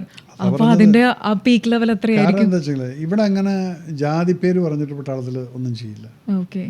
ഫോറിനിലുണ്ടാവുമായിരിക്കും വെസ്റ്റേൺ കൺട്രീസിൽ, പക്ഷെ ഇവിടെ അത് നടക്കില്ല. അതുകൊണ്ടാണ് ഞാൻ ആ പടം ഇവിടേക്ക് പറ്റുന്നതല്ല. യൂറോപ്യൻ ഫിലിംസ് ഫൈൻ, അവിടെ ഉണ്ടായിരിക്കും. അവിടെ അല്ലെങ്കിൽ ഉണ്ടല്ലോ റേസിസം എന്ന് പറയുന്നത്. Australians are bad oh what, അത് ഭയങ്കര റേസിസ്റ്റ് അല്ലേ. ലണ്ടനിൽ കാണാമല്ലോ ചില ആൾക്കാർ looking at Indians like oh you coloured എന്ന് പറഞ്ഞിട്ടുള്ള ലുക്കൊക്കെ അതിപ്പോഴും ഉണ്ട്. ആ കാര്യമൊക്കെ നോക്കി കഴിഞ്ഞാൽ നമ്മൾ ഇന്ത്യൻസൊക്കെ എത്രയോ അഡ്വാൻസ്ഡ് ആണ്. ഓക്കെ, ബാക്ക്വേർഡ് ഈ UP ബിഹാറിലൊക്കെ വല്ലയിടത്തൊക്കെ കാണുമായിരിക്കുന്നത് പോലുള്ള സംഭവങ്ങൾ അതിനൊക്കെ മാറ്റിക്കൊണ്ടിരിക്കുകയാണ് ഇപ്പോഴത്തെ ഗവൺമെൻറ്റുകൾ. അത് BJP വന്നതിന് ശേഷം BJPനെ എപ്പോഴും നിങ്ങൾ സവർണർ എന്ന് പറയുന്നുണ്ട്. പക്ഷേ ഇന്ന് അവർണർക്ക് പ്രൊട്ടക്ഷൻ ഏറ്റവും അധികം കൂടുതൽ കൊടുക്കുന്നത് ഈ ഗവൺമെൻറ് തന്നെയാണ്. നേരത്തെ ഇൻ്റലിജൻസ് റിപ്പോർട്ട് ആ ഒരു പരാജയത്തെ പറ്റി പറഞ്ഞു. ഇപ്പോൾ കാർഗിൽ വാറുമായി ബന്ധപ്പെട്ട ഇൻ്റലിജൻസ് പരാജയത്തെ പറ്റി സാറ് പറഞ്ഞിട്ടുണ്ടായി. അപ്പോൾ ശരിക്കും ഈ ഏതെങ്കിലും ഒരു വ്യക്തി അല്ലെങ്കിൽ രാഷ്ട്രീയപരമായിട്ടുള്ള ഏതെങ്കിലും രീതിയിൽ ഈ ഇൻ്റലിജൻസ് റിപ്പോർട്ട് അവഗണിക്കുന്നതായിട്ട് തോന്നിയിട്ടുണ്ടോ സാറിന്? രാഷ്ട്രീയപരമായിട്ട് എന്നുള്ളതല്ല, ഇതിനകത്ത് 2-3 കാര്യമാണ്. If I am not in a mood to work, അപ്പം ഞാനത് നെഗ്ലക്റ്റ് ചെയ്യും. ഒരു ഇൻ്റലിജൻസ് റിപ്പോർട്ട് കിട്ടിക്കഴിഞ്ഞാൽ അതിൻ്റെ മുകളിൽ വർക്ക് ചെയ്യാൻ you got to work hard. അതിൽ നിന്ന് വേറൊന്നിലോട്ട് പിടിക്കണം. പിടിച്ചിട്ട് ഇതിൻ്റെ റിയാക്ഷൻ എന്തായിരിക്കും എന്നുള്ളത് വർക്കൗട്ട് ചെയ്യാൻ കുറേ അനലിറ്റിക്കൽ സ്റ്റഡീസ് നടത്തേണ്ടി വരും. പക്ഷേ നേരെ മറിച്ച് ഒരു റിപ്പോർട്ട് വന്നിട്ട് ഞാനതങ്ങ് സൈഡാക്കി അവിടെ കിടക്കും. And that may snowball to a big war. അതാണ് കാർഗിൽ വാർ. ബിക്കോസ് ഞാനന്ന് അവിടെ സർവീസ് 96-97 സർവീസ് ചെയ്യുന്ന സമയത്ത് ഞാൻ റിപ്പോർട്ട് എഴുതിയിട്ടുണ്ടായിരുന്നു. Pakistani gun positions are coming close by 3 kilometers to the LOC എന്നുള്ളത്. ഈ റിപ്പോർട്ട് ആക്ച്വലി മുകളിലേക്ക് എത്തിയിട്ടുണ്ടായിരുന്നില്ല, അതവിടെ താഴത്ത് കിടന്നു. അത് പിന്നീട് ഞാൻ അവിടെ പോയിട്ട് കാണുമ്പോഴാണ് നമ്മൾ കാണുന്നത് ഈ ഫയൽ ഇവിടെ കിടക്കുന്നു എന്നുള്ളത്. അതെന്താണ്, അയൽ വലിയ കാര്യമൊന്നുമില്ല എന്ന് പറഞ്ഞാൽ അവിടെ സൈഡ്, പക്ഷേ അതിൽ കാര്യം ഉണ്ടായിരുന്നു. അപ്പോൾ ഈ ഇൻ്റലിജൻസ് എന്ന് പറയുന്നത് you cannot neglect even a false report. അതിനെയും സ്റ്റഡി ചെയ്യണം. അതെ, നമ്മൾ പറയുന്നുണ്ടല്ലോ നോ അൺടേൺഡ് ലീവ്സ് എന്നുള്ളത്. എല്ലാം ഒരു ഇലക്കൂട്ടത്തിനകത്ത് എല്ലാം കവന്ന് കിടക്കുന്നുണ്ടോ ഇല്ലെന്നുള്ളത് എല്ലാം ടേൺ ചെയ്ത് നോക്കണം. അതാണ് ഇൻ്റലിജൻസ് എന്ന് പറയുന്നത്. അല്ലാതെ അത് നടക്കില്ല, anticipation will not work. You got to work on that. അതും ഈ രാജീവ് ഗാന്ധി വധമായിട്ട് റിലേറ്റ് ചെയ്യാൻ പറ്റുന്നുണ്ടോ? രാജീവ് ഗാന്ധി വധമായിട്ടുള്ളത് അവിടെയും അതുപോലെ ഒരു കോള് വന്നിട്ടുണ്ടായിരുന്നു. രാജീവ് ഗാന്ധി ജീവനോടുണ്ടോ എന്നുള്ളൊരു ചോദ്യം അത് ചോദിച്ചിരുന്നു. അതിനെ അവിടെ നെഗ്ലക്റ്റ് ചെയ്തു. ഓക്കെ, പിന്നീട് ആ ഇൻവെസ്റ്റിഗേഷൻ പോലും എനിക്ക്, because I was involve in that investigation, അപ്പോൾ എനിക്ക് തോന്നിയത് എന്താണെന്ന് അറിയാം, ഇതിൽ ആരുടെയൊക്കെയോ ഇൻട്രസ്റ്റ് ഉണ്ടായിരുന്നു ഈ മനുഷ്യൻ മരിക്കണമെന്നുള്ളത്. അതൊരു പാവം നല്ലൊരു നേതാവാക്കേണ്ട ഇൻ്റലിജൻ്റ് ആയിട്ടുള്ളൊരു വ്യക്തിയായിരുന്നു. പക്ഷെ അത് നമ്മുടെ വേനൽക്കാലത്തെ മഴയിൽ വരുന്ന ഒരു പാർട്ടിയുടെ ലൈഫ് പോലെ ആയിപ്പോയി. ശ്രീപെരുമ്പത്തൂരിൽ പോയി അവിടെ മരിക്കാനായിട്ടാണ്. അകാലത്തിൽ ചരമം. ഒരു കാര്യം ഉണ്ടായിരുന്നു, അങ്ങേർക്ക് അങ്ങനെ നോക്കിക്കഴിഞ്ഞാൽ ഒരു ശത്രുക്കളൊന്നുമില്ല. പിന്നെ ശ്രീലങ്കൻ LTTക്കാർക്ക് അദ്ദേഹത്തോട് അത്രയും ശത്രുത തോന്നാനുള്ള കാര്യമൊന്നും അദ്ദേഹം ചെയ്തിട്ടുമില്ല. പിന്നെന്തിന്? It is a cover up for somebody that they want that place എന്നുള്ളത് വരുന്ന സമയത്ത് ഉണ്ടായിട്ടുള്ള ഒരു കൊലപാതകം. അതിനെ രാഷ്ട്രീയ കൊലപാതകമായിട്ട് നിങ്ങൾ കണക്കൂട്ടിക്കോ, അതിനെക്കുറിച്ച് നിങ്ങൾ എന്തിപ്പോൾ ചർച്ച ചെയ്ത് കഴിഞ്ഞാലും എവിടെ എത്താത്ത രീതിയിലുള്ളതാണത്. ഇന്നിപ്പോൾ ഞാൻ നോക്കിക്കഴിഞ്ഞാൽ ഞങ്ങൾ പിടിച്ചിട്ടുള്ള വ്യക്തികൾ മുഴുവൻ ഇപ്പോൾ ജയിലിന് പുറത്താണ്. അത് മുരുകൻ, നളിനി, പേരൽവാൻ മരിച്ചുപോയെന്ന് തോന്നുന്നു. പേരൽവാൻ ഇപ്പം എന്താ അഡ്വക്കേറ്റായിട്ട് സർവീസ് ചെയ്യുന്നത് എന്തോ ഉണ്ട്. വേറൊരുത്തൻ ശാന്തൻ, ആരോ ഒരാൾ മരിച്ചുപോയി, ബാക്കി 3 ഇപ്പോഴും ജീവനോടുണ്ട്. അപ്പം നമ്മൾ എന്തിനായിരുന്നു ഇത്രയും കഷ്ടപ്പെട്ടിട്ട് ഇവരെയൊക്കെ പിടിച്ചത്? കഷ്ടപ്പെട്ട് പിടിക്കാന്ന് പറഞ്ഞു കഴിഞ്ഞാൽ ഇവിടെ ഈ മറ്റേ നിങ്ങൾ ചിലർ പറയുന്ന പോലെ കഷ്ടപ്പെട്ട് ചെയ്ത, ഞങ്ങളുടെ കഷ്ടപ്പാടെന്താണെന്നറിയോ, ഈ കൈ കൊണ്ട് കഴുത്തിലിരിക്കുന്ന സയനൈഡ് പിടിച്ച് വലിച്ചിട്ടുണ്ട്. ഈ സയനൈഡ് എന്ന് പറയുന്നത് കുപ്പിയാണ്. അതൊരു കറുത്ത ചരടിൽ കെട്ടിയിട്ട് കഴുത്തിൽ കെട്ടിയിട്ടുണ്ടാകും. ഇത് ഇവൻ കഴിക്കാതിരിക്കാൻ വേണ്ടി ഇത് പിടിച്ച് വലിക്കണം. ഈ കറുത്ത ചരട് അത്ര പെട്ടെന്ന് പൊട്ടില്ല. അപ്പം ഈ കുപ്പി പൊട്ടിയാൽ എൻ്റെ കൈയിനകത്തോട്ട് സയനൈഡ് കയറാം. ഇതുപോലും ചിന്തിക്കാതെ ഞങ്ങൾ പലരും ഇത് പിടിച്ച് വലിച്ചിട്ടുണ്ട്. അപ്പം ഇത്രയും റിസ്ക് എടുത്തിട്ട് നമ്മളിതെല്ലാം ചെയ്ത്, പിന്നെ നമുക്കൊന്നും ചാവാനുള്ള സമയമായിട്ടില്ല, അതുകൊണ്ട് നമ്മൾ ജീവനോടിരിപ്പുണ്ട്. അന്ന് ചെയ്യുമ്പോൾ അത് കഴിഞ്ഞിട്ട് നമ്മളിങ്ങനെ ആലോചിക്കും,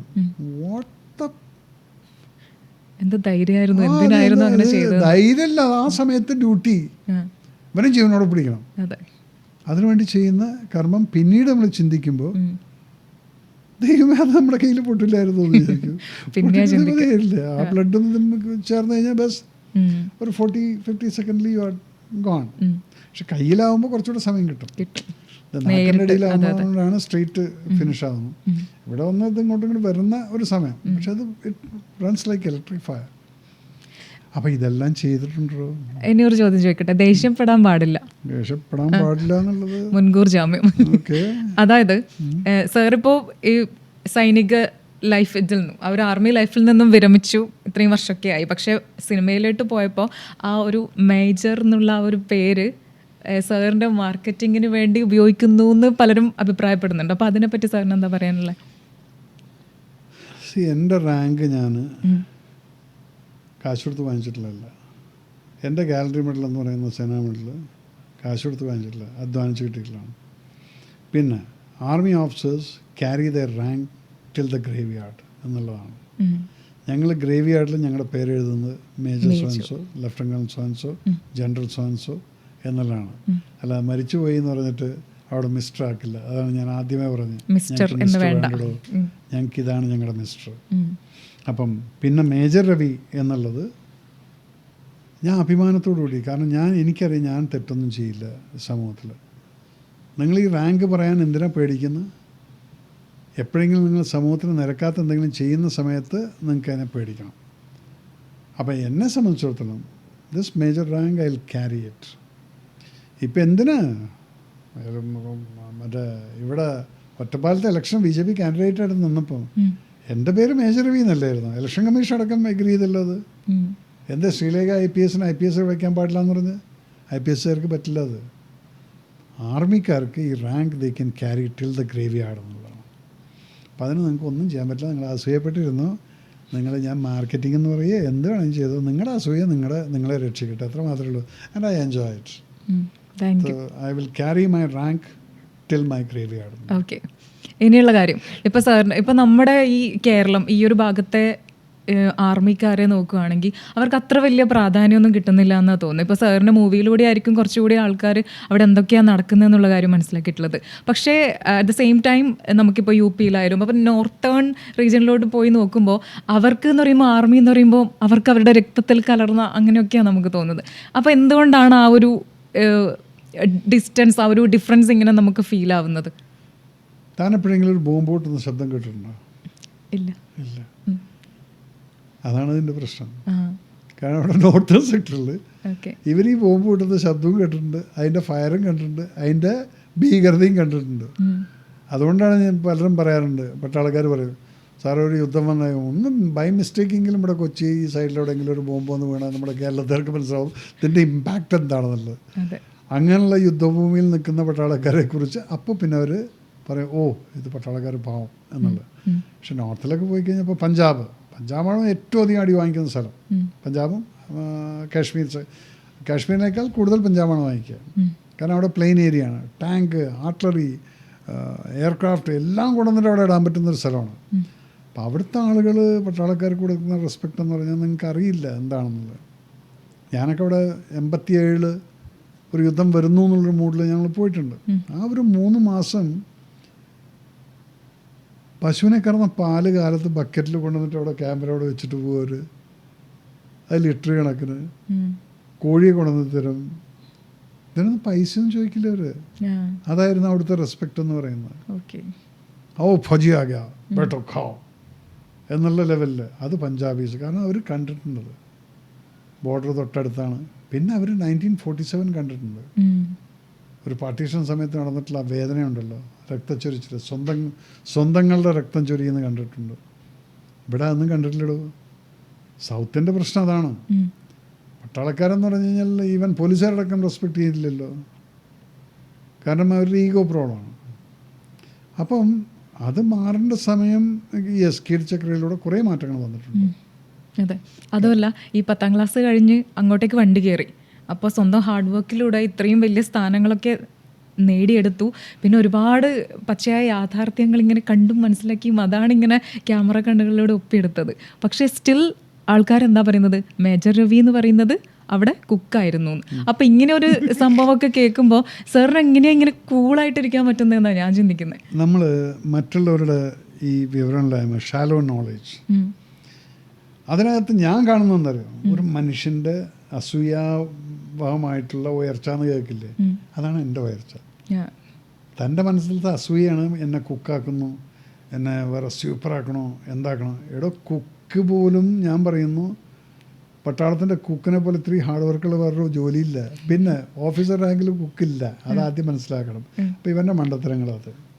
2, ഒരു കുക്കിൻ്റെ കാര്യം പറഞ്ഞുതരാം. കാലത്ത് 3 മണിക്ക് ഈ പട്ടാളക്കാർക്ക് മുഴുവൻ ചായ ഉണ്ടാക്കി കൊടുക്കണം.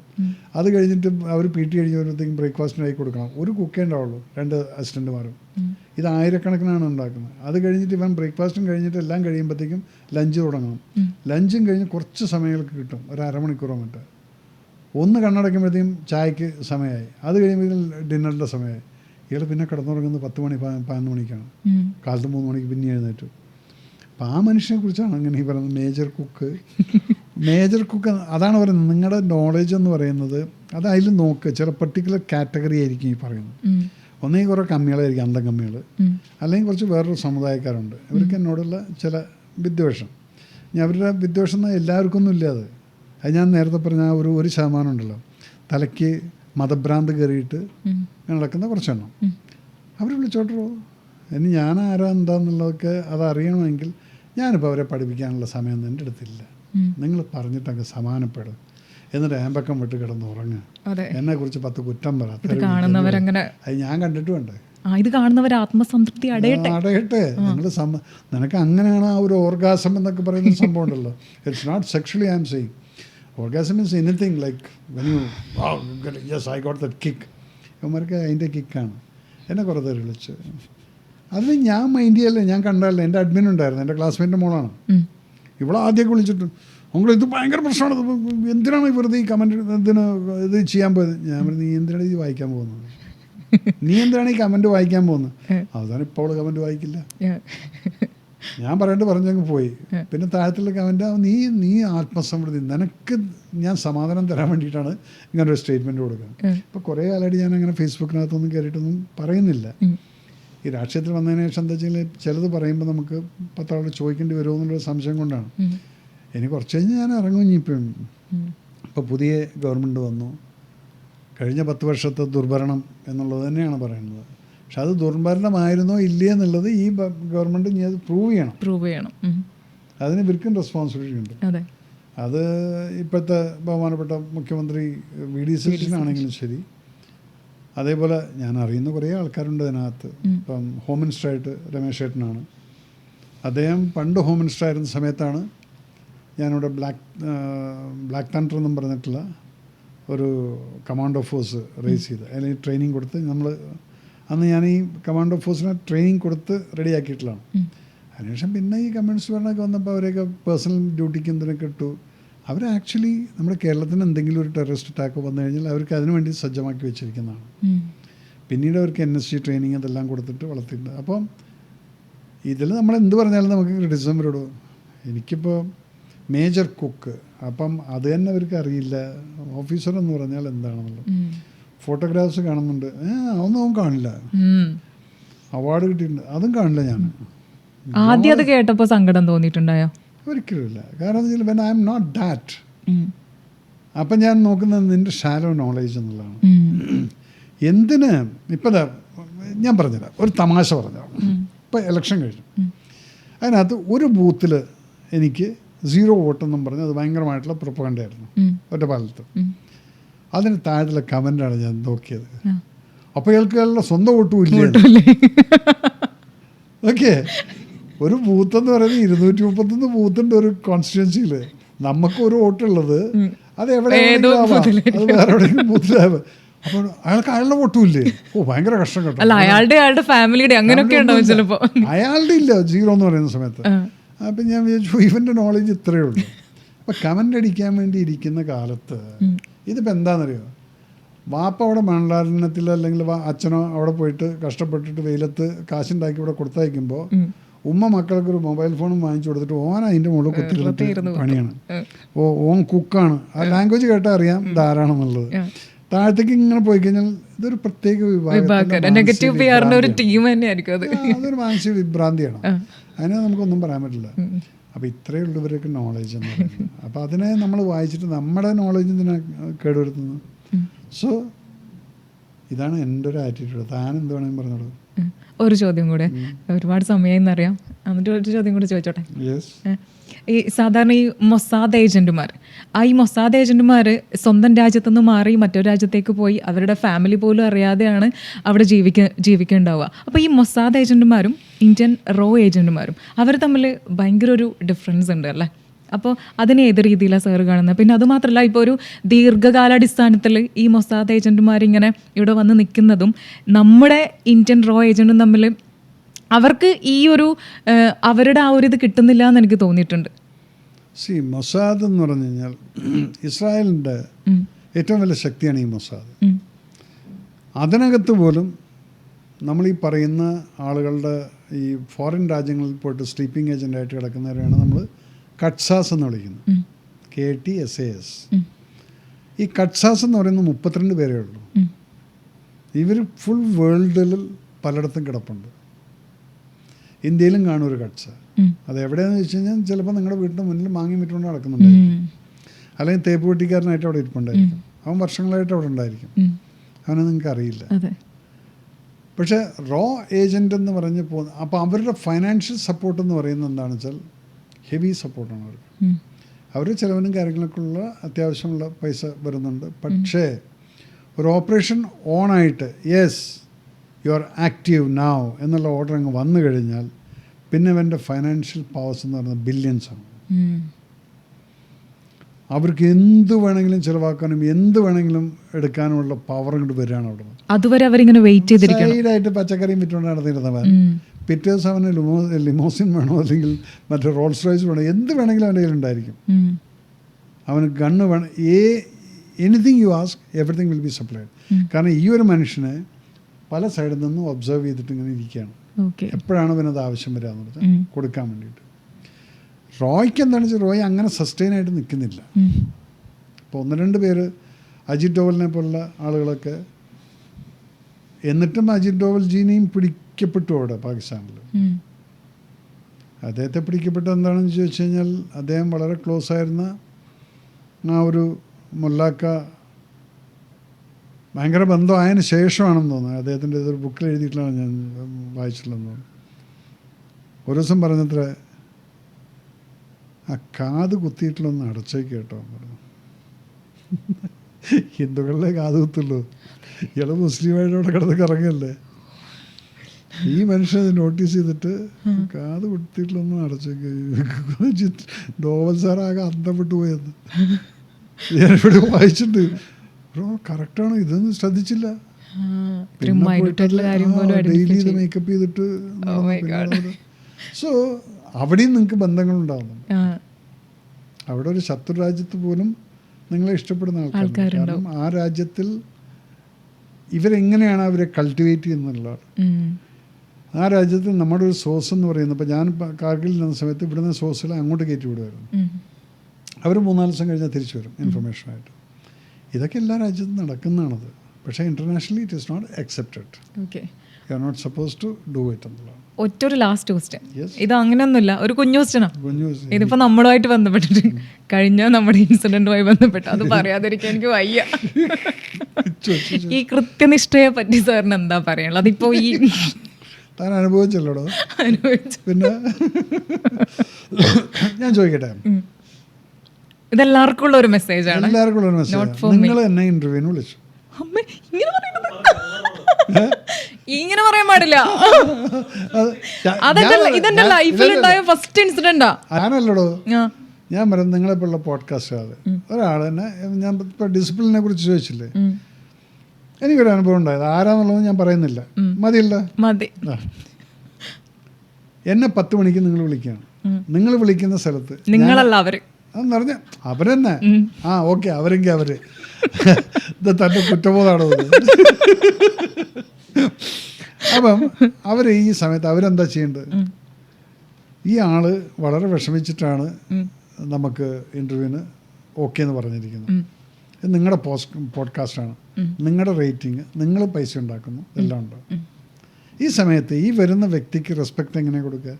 10 മണി സമയം പറഞ്ഞിട്ടുണ്ടെങ്കിൽ ഞാൻ 10 മണിക്ക് അവിടെ എത്താം. നിങ്ങൾ 9:55 അവിടെ എത്തിയിരിക്കണം.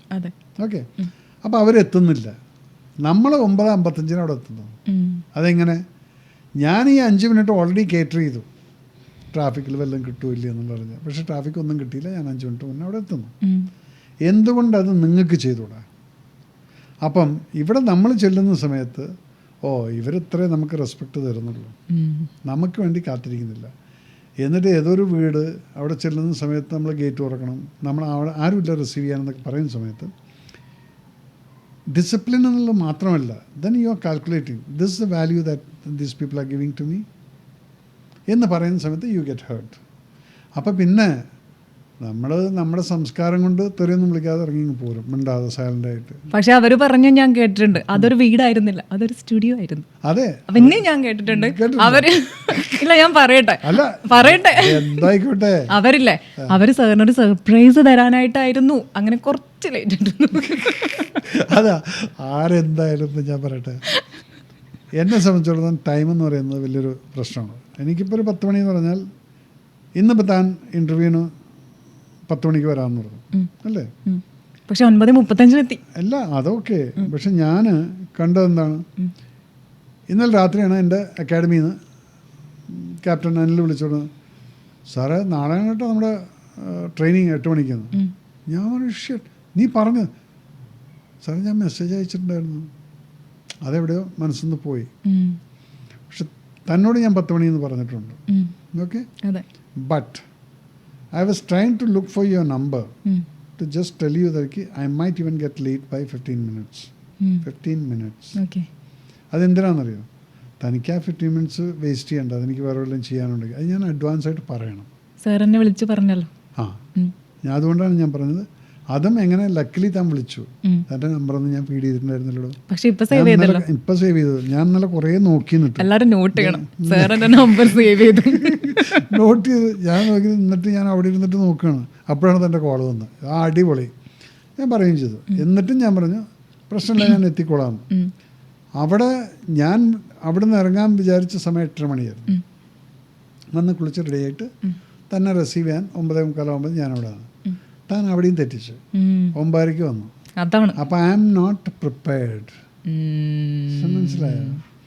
എന്നിട്ടും ഞാൻ തന്നെ വരണ്ടെന്ന് പറഞ്ഞില്ല. കാരണം താൻ അവിടെ ഗേറ്റിൻ്റെ മുമ്പിൽ ഒരു ലേഡി അവിടെ നിൽക്കുന്നത് കാണാൻ അല്ല, ഞാൻ ഇവിടുന്ന് എൻ്റെ ഉണ്ണീനെ പറഞ്ഞയച്ച എന്തിനു വിളിച്ചോണ്ട് പോരെന്ന് പറഞ്ഞു. ഞാൻ അവിടെ അകത്തിരുന്നിട്ട് താൻ വരുമ്പോൾ ഞാൻ ബ്രേക്ക്ഫാസ്റ്റ് കഴിക്കുകയാണ്. അപ്പൊ നേരത്തെ വന്നാലും പ്രശ്നമാണോ?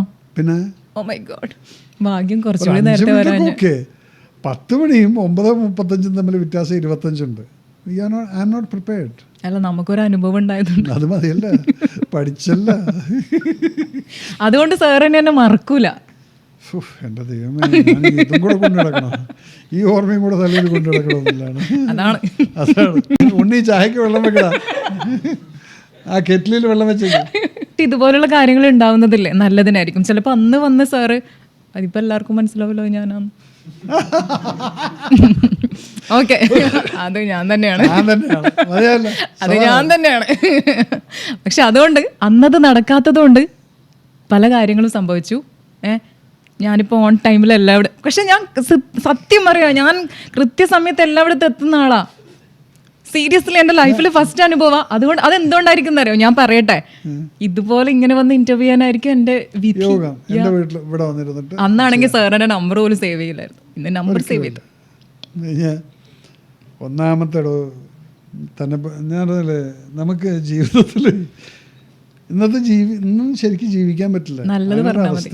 നല്ലത് പറഞ്ഞാൽ മതി. അതെ, കാരണം എന്ന് വെച്ചാൽ ഒന്നാമത്തെ ഈ നമ്പർ ഫീഡ് ചെയ്യുക എന്ന് പറയുന്നത്, താൻ എന്നെ വിളിച്ചിരിക്കുന്ന ഒരു പോഡ്കാസ്റ്റ്. ആ പോഡ്കാസ്റ്റ് കഴിഞ്ഞാൽ താൻ എന്നെ വിട്ടു, എനിക്കും തന്നായിട്ട് യാതൊരു ബന്ധവുമില്ല. പിന്നെ ഞാൻ എന്തിനാ നമ്പർ ഫീഡ് ചെയ്ത് വെക്കുന്നത്? അപ്പൊ ഇപ്പൊ എന്തിനാ നമ്പർ ഫീഡ് ചെയ്ത് വെച്ചാൽ? ഇപ്പൊ ഫീഡ് ചെയ്ത് വെച്ചാൽ തന്റെ ശല്യം സഹിക്കാൻ വേണ്ടി ഇനി അടുത്ത പ്രാവശ്യം നമ്പർ കാണുമ്പോൾ പേര് വരുമല്ലോ. അങ്ങനെ പറയാൻ പാടില്ല, ആൾക്കാർ കേൾക്കൂലേ. തമാശ പറഞ്ഞാൽ. അപ്പൊ സത്യം പറ, ഇതെന്തിനാ ഇപ്പൊ എന്റെ നമ്പർ സേവ് ചെയ്തിട്ട്? ഇപ്പൊ ഓക്കെ, താൻ കുഴപ്പമില്ലാന്ന് തോന്നി, അതുകൊണ്ട് മിഷൻ കംപ്ലീറ്റ്, നാം വിജയിച്ചിരിക്കുന്നു. ഉണ്ണി നീ ചായ ഉണ്ടാക്കണ്ട കേട്ടാ, വെള്ളം തിളപ്പിച്ചാൽ മതി, ബാക്കി ഞാൻ നോക്കിക്കൊണ്ട്. അപ്പോൾ thank you sir, thank you so much. അപ്പോൾ പഹൽഗാം റിലേറ്റഡ് ആയിട്ടുള്ള നമ്മുടെ ഓപ്പറേഷൻ സിന്ദൂർ അതൊരു വൺ സക്സസ് ആവട്ടെ. Thank you so much. അത് യെസ്, ഇറ്റ് ഷുഡ് ഹാപ്പൻ.